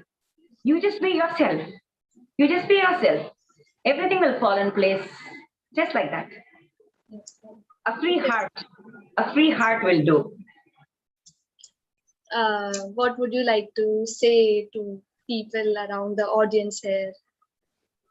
Audience, definitely youngsters need to be very careful today because of lot of other, too much of exposure, right? So too much of exposure, too much of, I'm hearing about lot of youngsters getting into bad habits like smoking, drinking and drug abuse and bad company. Means because I'm interacting with a lot of children, I have many parents coming to me and talking to me about their children not interested in good things, getting distracted because of bad company. I think it is very important that all children have satsang. Satsang is good company, good friendship, and there are a lot of good things to learn, a lot of good things that we need to really enjoy. So just don't waste time in all these bad habits because it will ruin not only your life, it will ruin the lives of your parents, of your well-wishers, of everybody. I think the next 2, 3 years or next 5, 10 years is going to see a spike in all this. It's unavoidable because we are trying to sort of copy the West, and the West is copying us, and I think it's getting better. They're getting really cautious. And before we burn our fingers, I think it's very important that we get culturally rooted. Get back to your roots. Know about the pride of our country, our nation. Let us get to explore all our saints, composers, different languages, the literature in every language, the beauty of every poem that the saint composers have composed. I think it is so beautiful that it is a world in itself. Overuse of the media, Facebook, overuse of Twitter, or everything has its own limitations, right? Even nectar, amritamum amidamana, rumma minjitana veshamapam. There is a saying that even nectar, if it becomes too much, it becomes poison. So I think you have to draw your limits, and that dharma, adharma distinction, discrimination should be taught to youngsters very early. Only then they will themselves correct. You cannot keep telling your child every till his 20th year, 25th year. You cannot go behind them and say this is wrong. In the young stage, if the seed is a nutritious, good, well-groomed seed, if it is a healthy seed, then the tree is going to flourish. If the seed gets rotten, then it's absolute waste. So I think all the children are like good seeds, and we need to water them well, protect them well, give them the right sunlight, give them the right atmosphere to flourish and grow into green, fruit-bearing trees. Absolutely right, ma'am. Yes. Somebody wants to talk to me directly. I can see in the chat box. Hello, ma'am. She's there. We would like to unmute and ask directly. Somebody, UV University students. Hello. I really don't know. Is it Hello. over? The questions are over? Yes, ma'am. She's there. Please go ahead. We want Hello? to ask. Vijay Bhumi, yeah, Vijay Bhumi University, please go ahead. Yeah. Vijay Bhumi University. You want to talk to me directly? Yes. Vijay Bhumi University, you want to talk to me directly? Yes, ma'am, they are trying, ma'am, actually. Can you please speak in mic, which you were holding right now? Or you can type your question in the chat box, University. Vijay Bhumi University, you can type your question in the chat box. Are we audible? Yes. Yes. Please go ahead. Good evening, ma'am. My question was like in today's world, the youngsters are much interested in rock music and pop music. So how do you encourage the youth to get encourage the youth to get more interested in classical music and all? Wonderful question, my dear. See, that's all because of exposure. When you have not, say probably you've not at all tasted rasgulla, you won't know about rasgulla at all. And you think that rasgulla is not nice because you've not tasted it. You've tasted only something which is much less sweeter than probably rasgulla. So you're satisfied with that. But once you are treated with that, and that hot rasgulla with the Calcutta pot, then you will say, oh my God, this is out of the world. That is exposure. People, students, as long as they do not know that there is something very beautiful outside there, they get impressed by all this.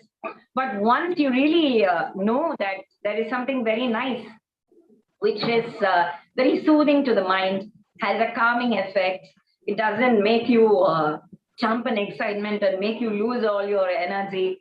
It is really, it soothes your nerves and it has healing power. Then definitely people, youngsters like you will get interested in Carnatic music if the artist, if you listen to the right kind of classical music, then definitely it will be total good rasgulla for you. Thank you, ma'am. Thank you, ma'am. Yeah. And all good things have to come to an end. So is our musical afternoon with Vidushi Vishaka Hariji. We are thankful to you, ma'am. I would like to thank each one of you for your presence. Thank you. Thank you. Pranam. Pranam. Next, we have a talk session with Vidushi Shobna Narayanji.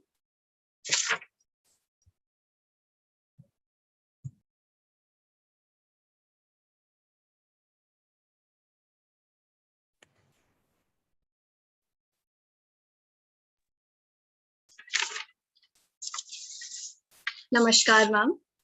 Namaskar, how are you? Lovely I'm good, seeing ma'am. you. Today we have a talk session with Vidushi Shobna Narayanji. We welcome you, ma'am. Shobna Narayanji is a recognized Indian Kathak dancer and a career officer with Indian Audit and Account Service. She performs in India. I was. She was. Sorry, ma'am. She performed. Because I retired 11, 12 years ago. She performs in India and internationally. Sadhna Boseji in Kolkata and Guru Kundan Lal in Mumbai initiated Shobna ji into Kathak at the age of 4. She formally learned Kathak at Kathak Kendra in Delhi and was trained by Pandit Birju Maharaj ji and Kundan Lal Gangani ji. She studied at Miranda House in Delhi, graduating with a master's degree in physics in 1972. She completed MPhil in Defense and Strategic Studies from University of Madras in 2008, and MPhil in Social Science from Punjab University in 2001. She also worked as a career officer for Indian Audits and Account Service and retired in 2010. Shobna ji has been conferred with numerous awards, including the Padam Shri Award for Excellence and Outstanding Contribution to Dance in 1992 and the Sangeet Natak Academy Award in 1999. She has also been awarded with Rajiv Smriti Puraskar, Indira Priyadarshini Samman, Rotary International Award, and Japan's Oiska Award, among many others. In total, Shobna ji holds over 30 international and national awards. Shobna ji has always been a compassionate person. Her efforts to help the grieving family members of martyrs of the Kargil War was commendable. She also helped people who were affected by tsunami and the Bihar flood. Shobna ji commits herself into solving many social issues like violence against women and issues pertaining to specially abled. She is the first dancer to work on philosophical themes on the lives of spiritual beings like Vivekananda ji, Maharishi ji, Ramakrishnan Paramahans, and Mahatma Gandhi ji.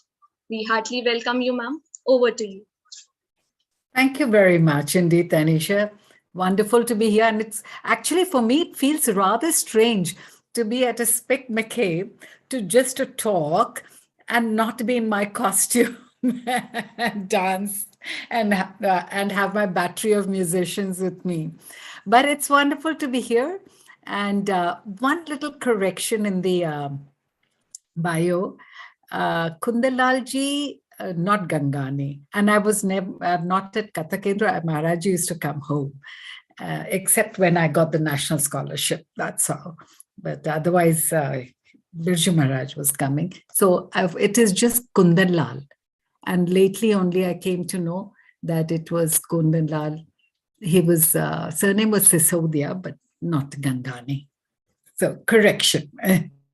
So sorry for that, indeed. Well, it's wonderful to be here. And as I said, Spic Macay is wonderful. I think one misses Spic Macay because one's got used to Spic Macay all our lives. And the wonderful work that it has been doing of bridging people and of bringing actual serious culture, when I say classical culture, to people and amongst many things. Today I'm supposed to be speaking and I'll be interacting to you on my the topic that I'm used to, which is Kathak. And when I talk about Kathak, I would like to mention that I don't know how many of you would know what is how old the can I have an interactive right from the beginning, or you want it later? Ma'am, it will be okay, at the end okay, of the... okay. Then, so now, first of all, let me say that, there is a general misconception that Kathak is of recent origin or a few hundred years, but the name, and that it has a different origin, but the name itself is a Sanskrit word. It's a Sanskrit origin. And the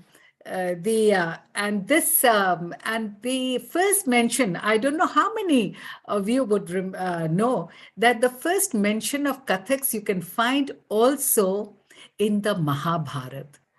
If you do not know, they haven't, and most of the population do not read Sanskrit. So, and if you go to the Sanskrit, the Mahabharata, the original one, in the 2 or 3 sections, you'll find the word, the names of the mention of the Kathaks, and I'll just say it out. Kathakashcha pare rajan shravnashcha vanauksa divyakyanani ye chapi pathanti madhuram dvija.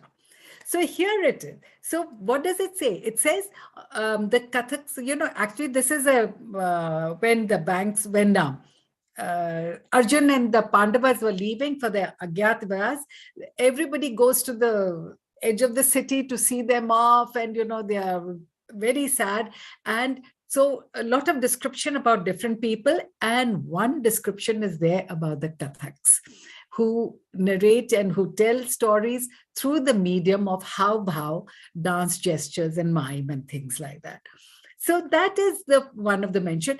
And another very important aspect is that we have a 4th century, a Maurya period, Sanskrit, Prakrit epigraph. It is an epigraph that which has been found of Maurya period, which means evidence, absolute evidence. You don't even have to think about it. And where it says, Gangaye Mahanadiye Tate Sabbo Kathaka Bhingarnatenam Stutiti Sikayam Ehi Raya Adinaho Bhavenam Pasai. So, which is to say that on the banks of the Ganges at Varanasi, the Kathaks were doing performing and dancing a Shringar dance, very graceful dance, doing what? Stuti to the Lord that pleased Mahadev. So now that pleased Adinath. So here it is. So we do have such a long, illustrious tradition of the Kathaks. And then, of course, like all political things, it goes, there are ups and downs. But Now, the question is that you'll ask me, where did they perform? Who were these Kathaks? Now, they were actually, who were these people who danced and sang? They were Brahmin priests of the temple. And these Brahmin priests of the temples, when narrating stories, went into a state of ecstasy and started dancing. And that's how. At that time, it was not called the Kathak dance. It was called Dance of the Kathaks. So the Kathaks became a community by itself. And and therefore you had a lot of beautiful references to the Kathaks, because they must have been an important section of society to be able to be having this. And the fact that they were Brahmins is also mentioned in Bhavishya Puran. In Bhavishya Puran, if you read it, how they are categorized, there even you have a category of the Kathaks. So you can see that how even so they were doing temple duties. So what was their duty? They were doing Nritya Seva in the temples. And through that, giving values to the people, to the gathered congregation, they were imparting values. So it's a very beautiful. So in other words, in fact, recently when I had done a whole research on the Kathak Lok, they are called the Kathak Lok, the Lok. I was told by the Pandits and the Swamis of Ayodhya that they performed the Kanta Sammit Updesh, which means an Upadesh through the medium of Hav-bhav, dance and music, which went straight to the heart. Which and therefore that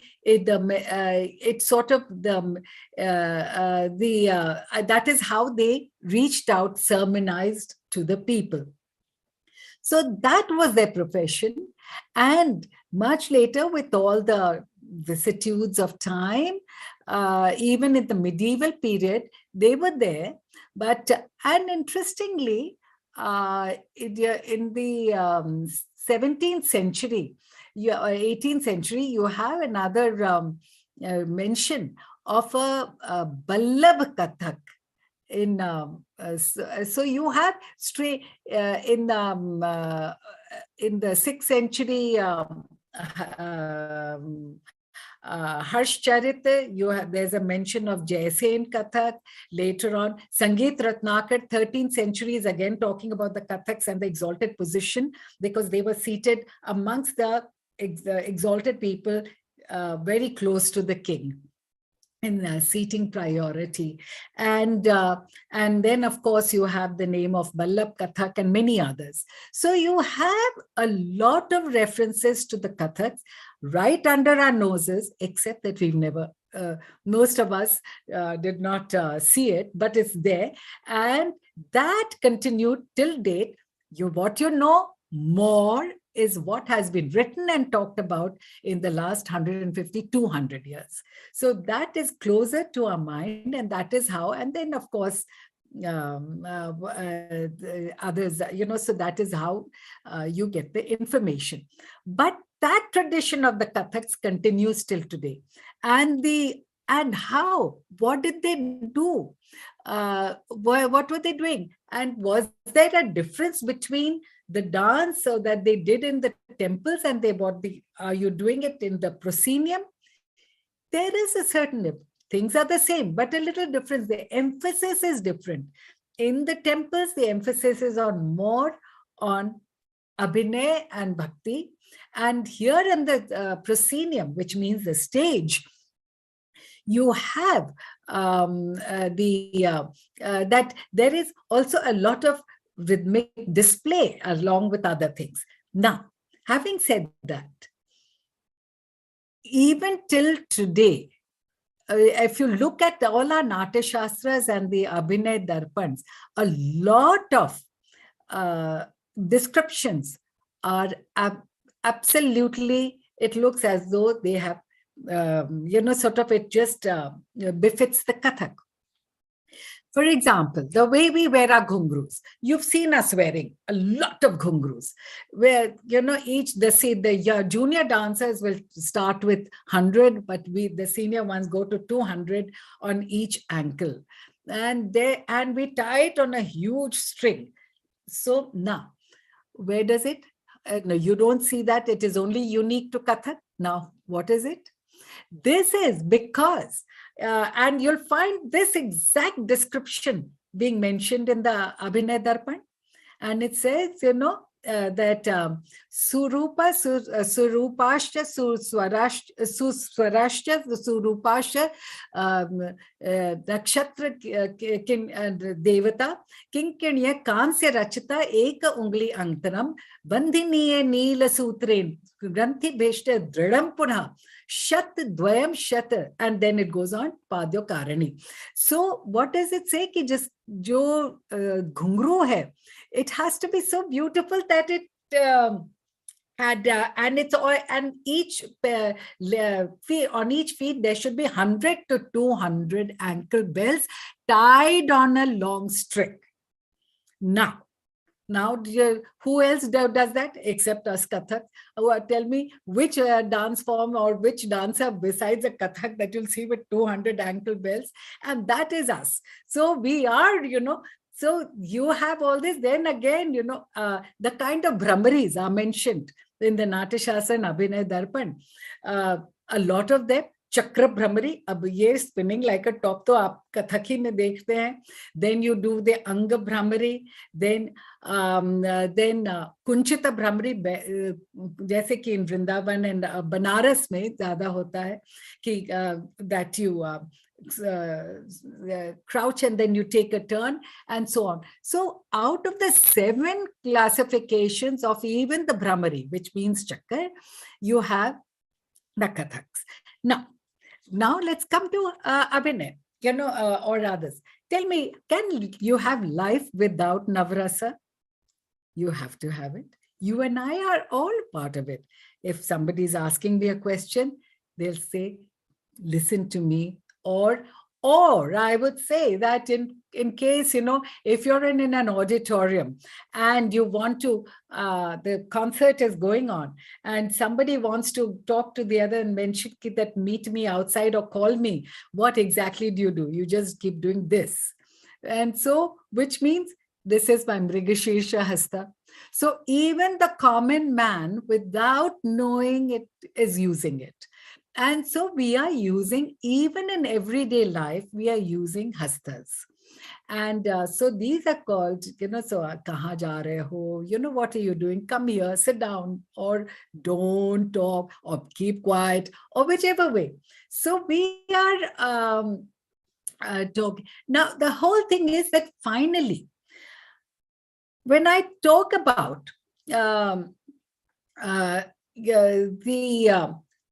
the way of presentation of a performance, now I'm coming to the proscenium part of it, presentation. What were, first of all, the themes? What were the themes being presented? The themes were only bhakti. Only bhakti. It was only in praise of the Lord. In bhakti, there's Shringar. And Shringar, there's bhakti. So both are sort of woven into the other. And so the themes were all around the stories of the Lord. And I said the purpose was to elevate your own inner self, as well as to take the audience on a higher plane. In fact, one of the interesting questions I was asked a long time ago, that what is, we as Kathaks, we start like this. And this is our basic movement. I was asked by a Kathak in the rural village near Deoghar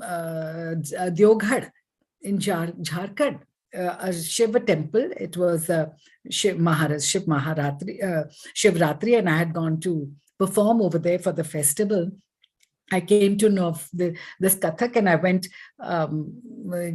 he was 100 kilometers away. I went to his village and met him. And he just asked me a simple question, this aging man, why do you do it? A simple question like that.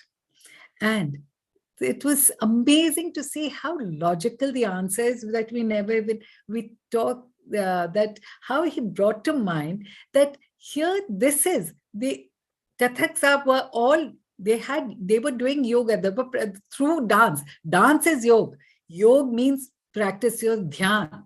तो ध्यान मुद्रा, ये ध्यान मुद्रा है, ये भी चिन्ह मुद्रा है, ये ध्यान है. Another. So this became the basic mudra from Kathak, because आप ध्यान करके, पहले तो आप ठान लेते हैं, ध्यान करते हैं ईश्वर की, and then you start performing, and then you give you do the seva of the Lord through the performance. Another question that he asked me is this, and if anybody of you have seen Kathak, this is a very typical movement of a Kathak. Now he asked me this, why do you do it? Again, the answer is so simple that we forget about it. And it says that we are the medium between the leelas of God, and we give it to the people, the gathered congregation. And from there, it became a formalized movement like this. Now, this movement, you see it everywhere, and we never think twice about it. And it was such a simple, everyday thing that we are living it, but and it's and that is, so I do Shakshat Pranam to that gentleman who no longer is alive, but who made me aware, revisit our own traditions. And I think, there's so much of beauty in revisiting traditions and trying to, learn. And there's, something which you have put a dust over it, the cover over it. And so these were the aspects. And of course, footwork we have, in fact, when you read Sangeet Ratnakar and the kind of footwork that mention the placement of feet, all of them actually belong, see it. Now I'd like to show a performance of mine. I would like to show, if I have your permission, could I show something? Is Yes, it possible? sure.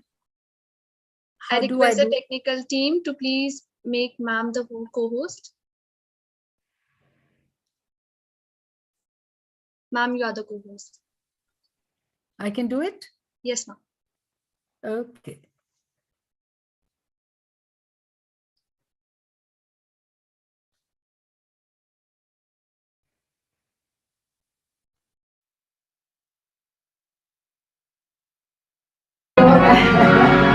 Is Madhav Prasad.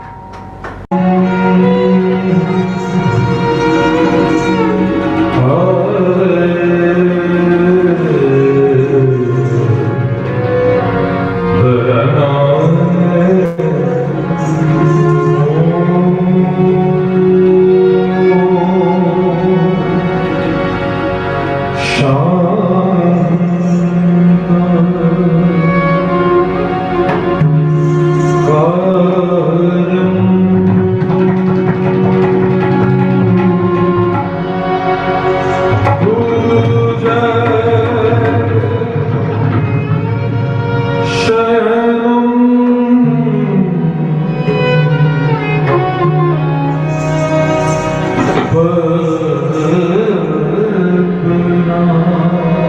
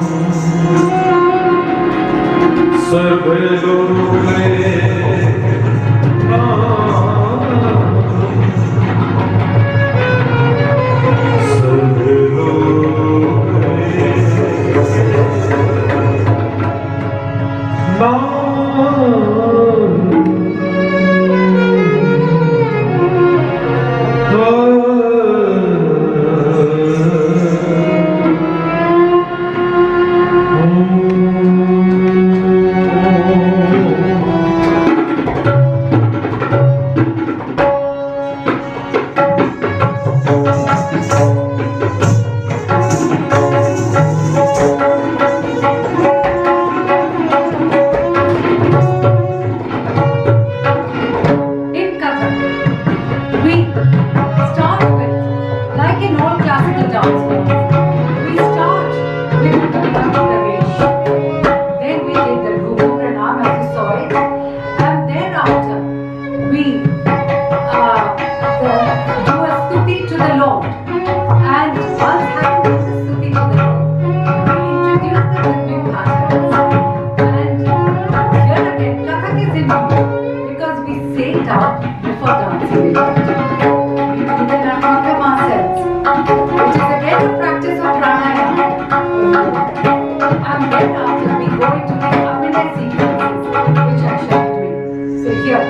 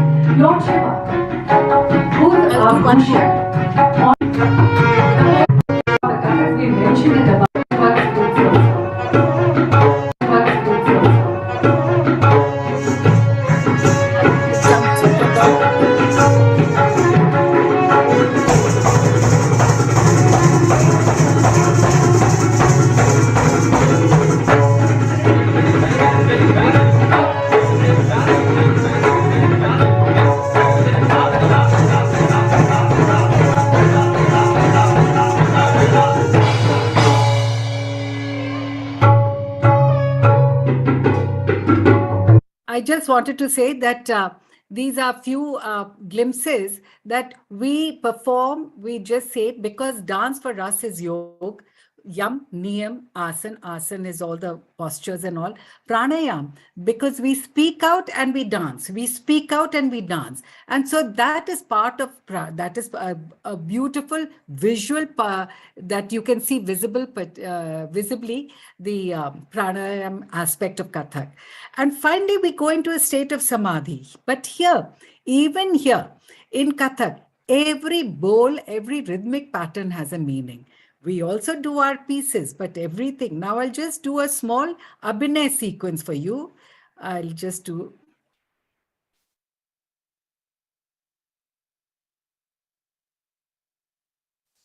I'll just, okay, here.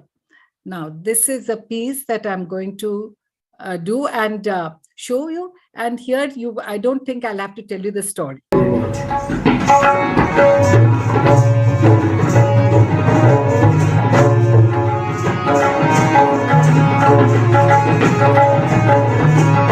is said without words. The whole story.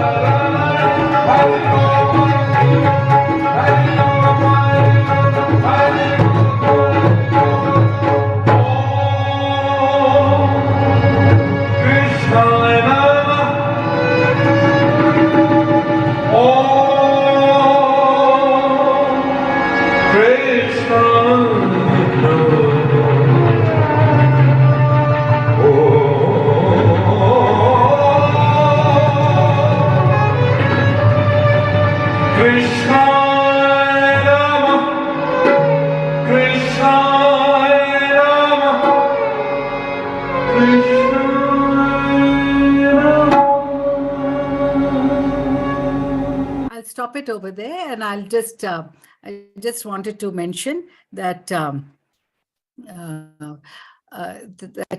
we have, I wanted to share another piece, which is the costumes of Kathak.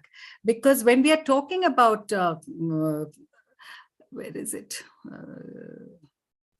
No, no, no, no, no. What is it? Sorry, I'll have to figure out where is it. Close it. Is the costumes of Kathak. Here it is, yeah. That I wonder how many of you know that the churidar kurta, how old that costume is. And if it is so, then I would like to show, is that? Yeah.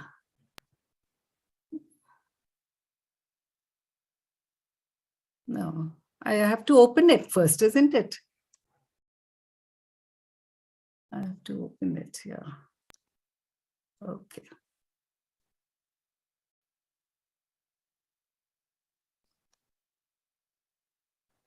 Here it is. This is of the Maurya period in Patna Museum, and it is 3rd century BC, and it's a churidar kurta. And look at this, exactly the same, exactly the same. So I thought I would mention this to you because we are things under our noses which we just do not know about, or perhaps we'll overlook it when we see it. So these were a few things I wanted to share, and I think I've overshot my time, and that's it. So lovely. I wish I had when I'm on stage, I'm there in front of you, but so be it. It's a different experience, and it's wonderful again to be interacting in this manner. So I did tell you a little about Kathak and a bit about what our showed a little bit of demonstration of dance, and I think I've overshot my time. Thank you. Thank you for your kind words, ma'am. And now for the most awaited part of the program, the question round. I request the audience to send their questions to the chat box, and our technical team would unmute them if they see a raising hand symbol.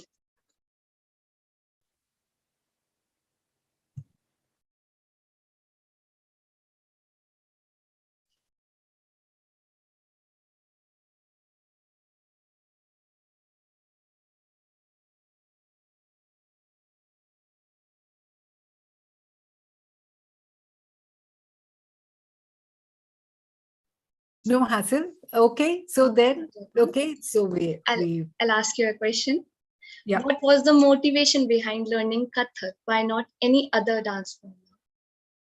Well, my parents, first of all, at the age of 3.5, 4, one doesn't decide for oneself. It is the parents deciding.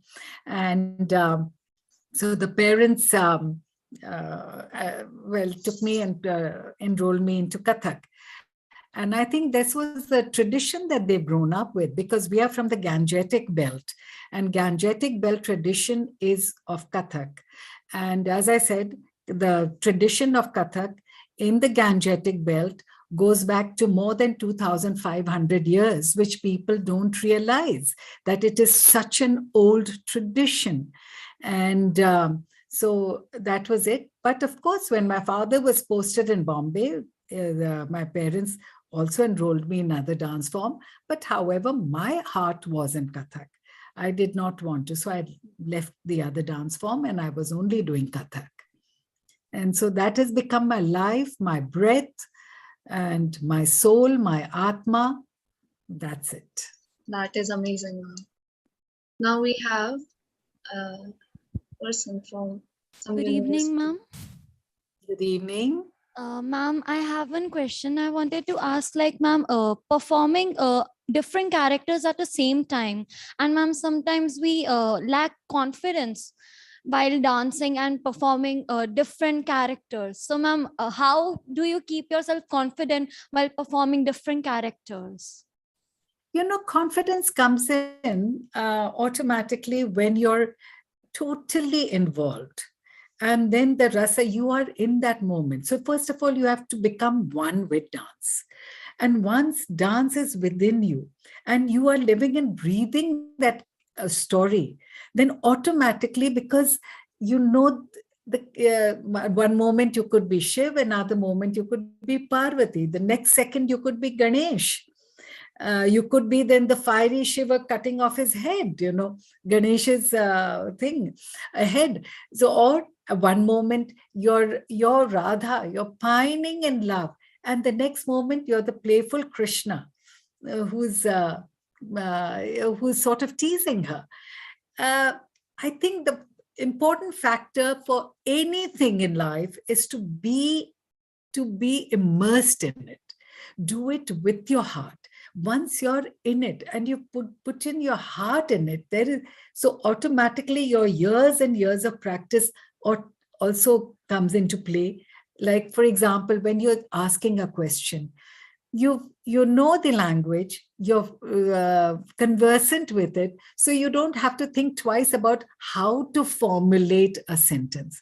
But in a new language, when you're learning a new language, then you have to think about it. How do you want to formulate a sentence so that, you're able to express yourself? So this is exactly that. So it is the language of being totally immersed in it, immersed in what you're doing. And of course, with your hard work and dedication behind you, where you made it your language. But then the expression comes from the immersion from within. Oh, thank you, ma'am. Thank you so much. Thank you. We have questions from the chat box. Do you also have a school for the young? Have you also done a contemporary ballet in Kathak? Oh, yeah. Many contemporary pieces, many. Because you see, as far as Kathak is concerned, who are we? We are telling stories. We're giving a story. So contemporary means abstract themes. Yes. In fact, I started doing it way back in the early 80s. Contemporary means you take something unusual, something, a theme. And as early as 1982, I was dancing I did a whole ballet on environment. And so when nobody would talk about environment at that time, then what does contemporary mean? Again, you're something different.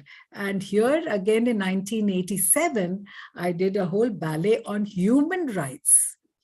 And I had not even worn ghungroos for that because it was supposed to be global.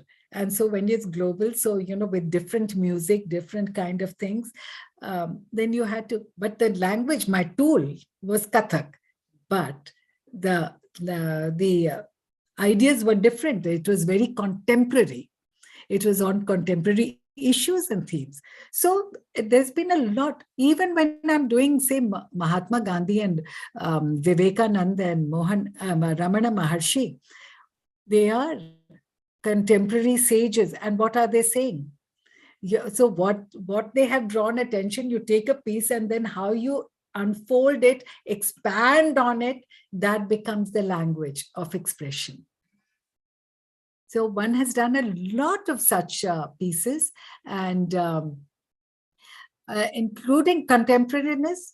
I was playing with lights way back in the early 80s. When I said playing with lights, I just took light. Perhaps it was my physics background or whatever it is. I just took lights and I got it concentrated only on my feet. And I did a whole 10-15 minute item on just footwork with only the feet being highlighted. And that was way back in the early 80s. So that is contemporary by today's standard. Contemporary by today's standard is having sort of collaborating with different artists and dance styles and music. Way back in the 70s, I did it to Bach and Beethoven, music of Bach and Beethoven, my Kathak style, but to Bach and Beethoven.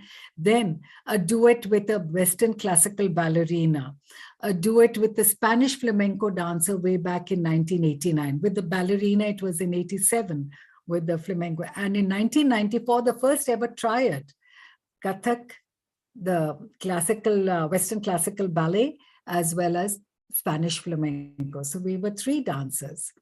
And so we were collaborating, and it was a great success. So yes, a lot of it, I could just name it, and you can, so the list is long, a lot of it. On female feticide, on everything, a long time ago. On That's social amazing. issue themes as well as Is there different media. Is there a recording of this on YouTube? Which one? The trio, yes. The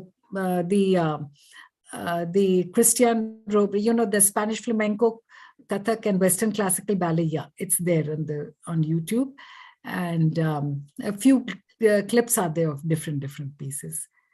I think there couldn't be, because those days we were never so YouTube savvy, and we were not talking about video recordings. Today, at the drop of a mobile hat, the mobile goes on, and so recording is done, but not in those days. I'm talking about way back of the 60s, 70s, 80s. There's a question from Adarsh Shila Vidya Mandir, Bilaspur. Yeah. Please tell us more about the dance of the temples on Khajuraho temples. On the temple of Khajuraho. Okay. Many of you have been to Khajuraho and or would like to go. And of course, what you hear about Khajuraho is only a certain aspect of Khajuraho. But actually, if you go to Khajuraho and you see that whole architecture and sculptures, actually, it's telling you a story. One has to learn how to even look at how the sculptures are done, because it is drawing the 4 ashrams of life. If you look at the base, the whole base of the temple, it is of the Brahmacharya ashram. Then when you come to the spire, etc., then you have the Grihastha ashram. So what you see is more the Grihastha ashram being touted around. And then you go into the next stage when you're sort of becoming the kind of advisor, the next ashram of life, and then finally into nothingness. If you see the top, there's no sculpture for a certain period, and then the burst, when you leave your Atma and you go. So actually it was on this that the whole reflection of this through dance, and I had taken different dancers of different styles. So I got them together. So we showed it. Then also the story of the Khajuraho thing, because that's also very interesting legend attached to the building of the temples by the then ruler. And so Chandravarman, and whose mother came from was the daughter of the princess of Kashi, so I mean, not princess, she was the royal priest's daughter from there. So that is a very interesting legend. So everything together, and then it was it did very well. That whole movie, that video did very, very well.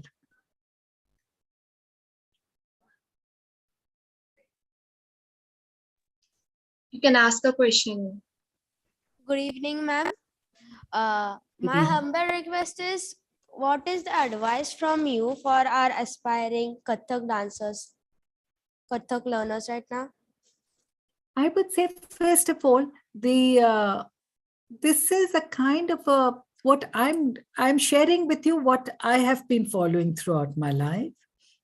And that is, first of all, you have to be dedicatedly with sadhana, learn your art, master it, all its aspect. And then उसमें रस लो, उसके अंदर जो रस है वो जब आप कर सकते हैं, it's a beautiful रस that you experience. And so one has to experience that. And then, so once you've done that, then of course, then you're in it. It becomes your language. It becomes your tool. And then you can sort of go into your areas of exploration. But the foundations should be very strong, extremely firm and strong. And otherwise, if it is, if you're like a plant with weak foundations, perhaps the life is very, very short. And the second thing is that there are no shortcuts in life. If you really want to sustain and be there for a long time, it means that you have to, sort of, it's a long, long journey. And another aspect is that the anand, the joy of perspiration is the sweetest. It's much more than what you could achieve. So short-term achievements, quick successes will be there, yes, but then it also vanishes very quickly. So I've learned that never to go into quick-term things, always go into very long-term, because today, everybody wants to be XYZ, but people, that staying power has to be. Imagine, you look at the river, a bubble, wo jharna jo hai nikal jati hai, but the gravity of the sea is there. It's always there. That gravity of the sea, that shashwatness, that eternal aspect of the sea has to be there. Also, I'll give you another example. That in our tapasya, in our sadhana and dedication to Kathak, learn to have the gravity, as I said, gravity of the sea. Lekin ek saath aur, that, if I look at an agarbatti and phulchhadi. So phulchhadi is shortcut, it sparkles, but it goes off. But an agarbatti, even long after it has gone, look at the fragrance. It takes, first of all, a long time to burn. And long after it's gone, the fragrance is there, giving, sort of making everything fragrant around it. So I think one of us, we all, each one in our lives, young, old, anyone, have to take this lesson from the incense and not from the phulchhadi. So that we don't know, everybody wants to be, sort of, I think that when I say everybody desires inner happiness and joy. And therefore that there is a difference between momentary happiness, momentary joy, and actual, deep felt, spiritual inner joy. That spiritual inner joy always remains with you. The momentary happiness is there for a very short term. As the word is, it's momentary. So I would say that for any person in any vocation in life, you have to go into first making the foundations very strong, very deep and strong. And second thing, and then of course, then you can flower, and you'll fly into a beautiful tree and a blooming tree. But another thing that throughout life, one is a constant learner. One never ceases to learn. So never stop learning, because every experience in life teaches, and we'll all enrich ourselves with that experience, and that adds more luster to whatever you are and to you as a human being, as a person. Thank you, ma'am. Thank you. Due to shortage of time, we'll take the last question. The question is from R.I. Marwadi University. What are your supporting pillars for your success? I like everyone will say that it's the parents, and for me, in no uncertain terms, my parents, and particularly my mother, they were the ones who really made me into what I am. And once again, not only they, so they gave me all the support. In fact, when as a young, I'm talking because I'm born 1950. So in those days, dance was not done by members of good family.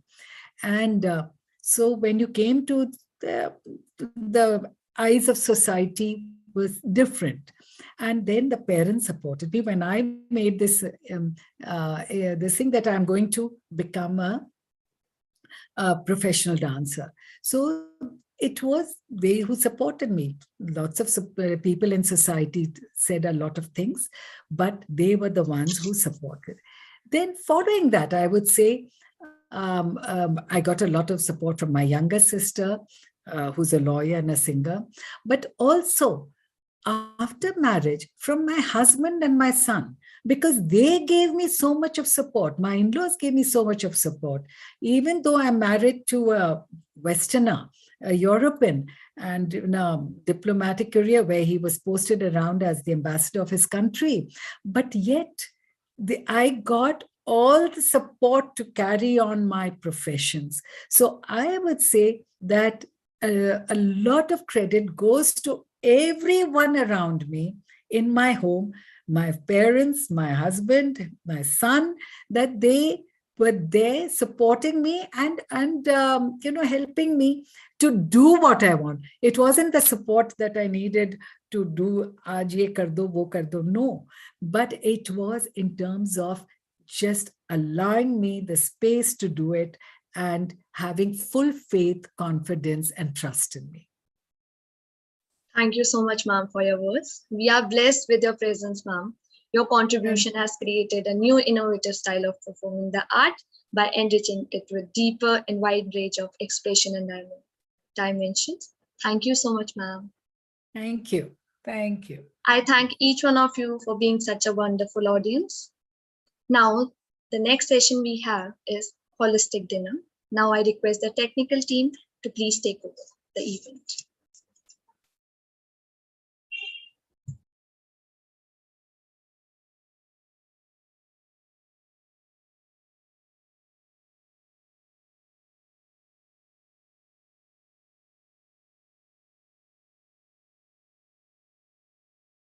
I request everyone to please have your dinner and be right back with us at 5:30. We'll be starting our next session at 5:30 today, and we'll have many more performances for you. Be right back. Thank you so much.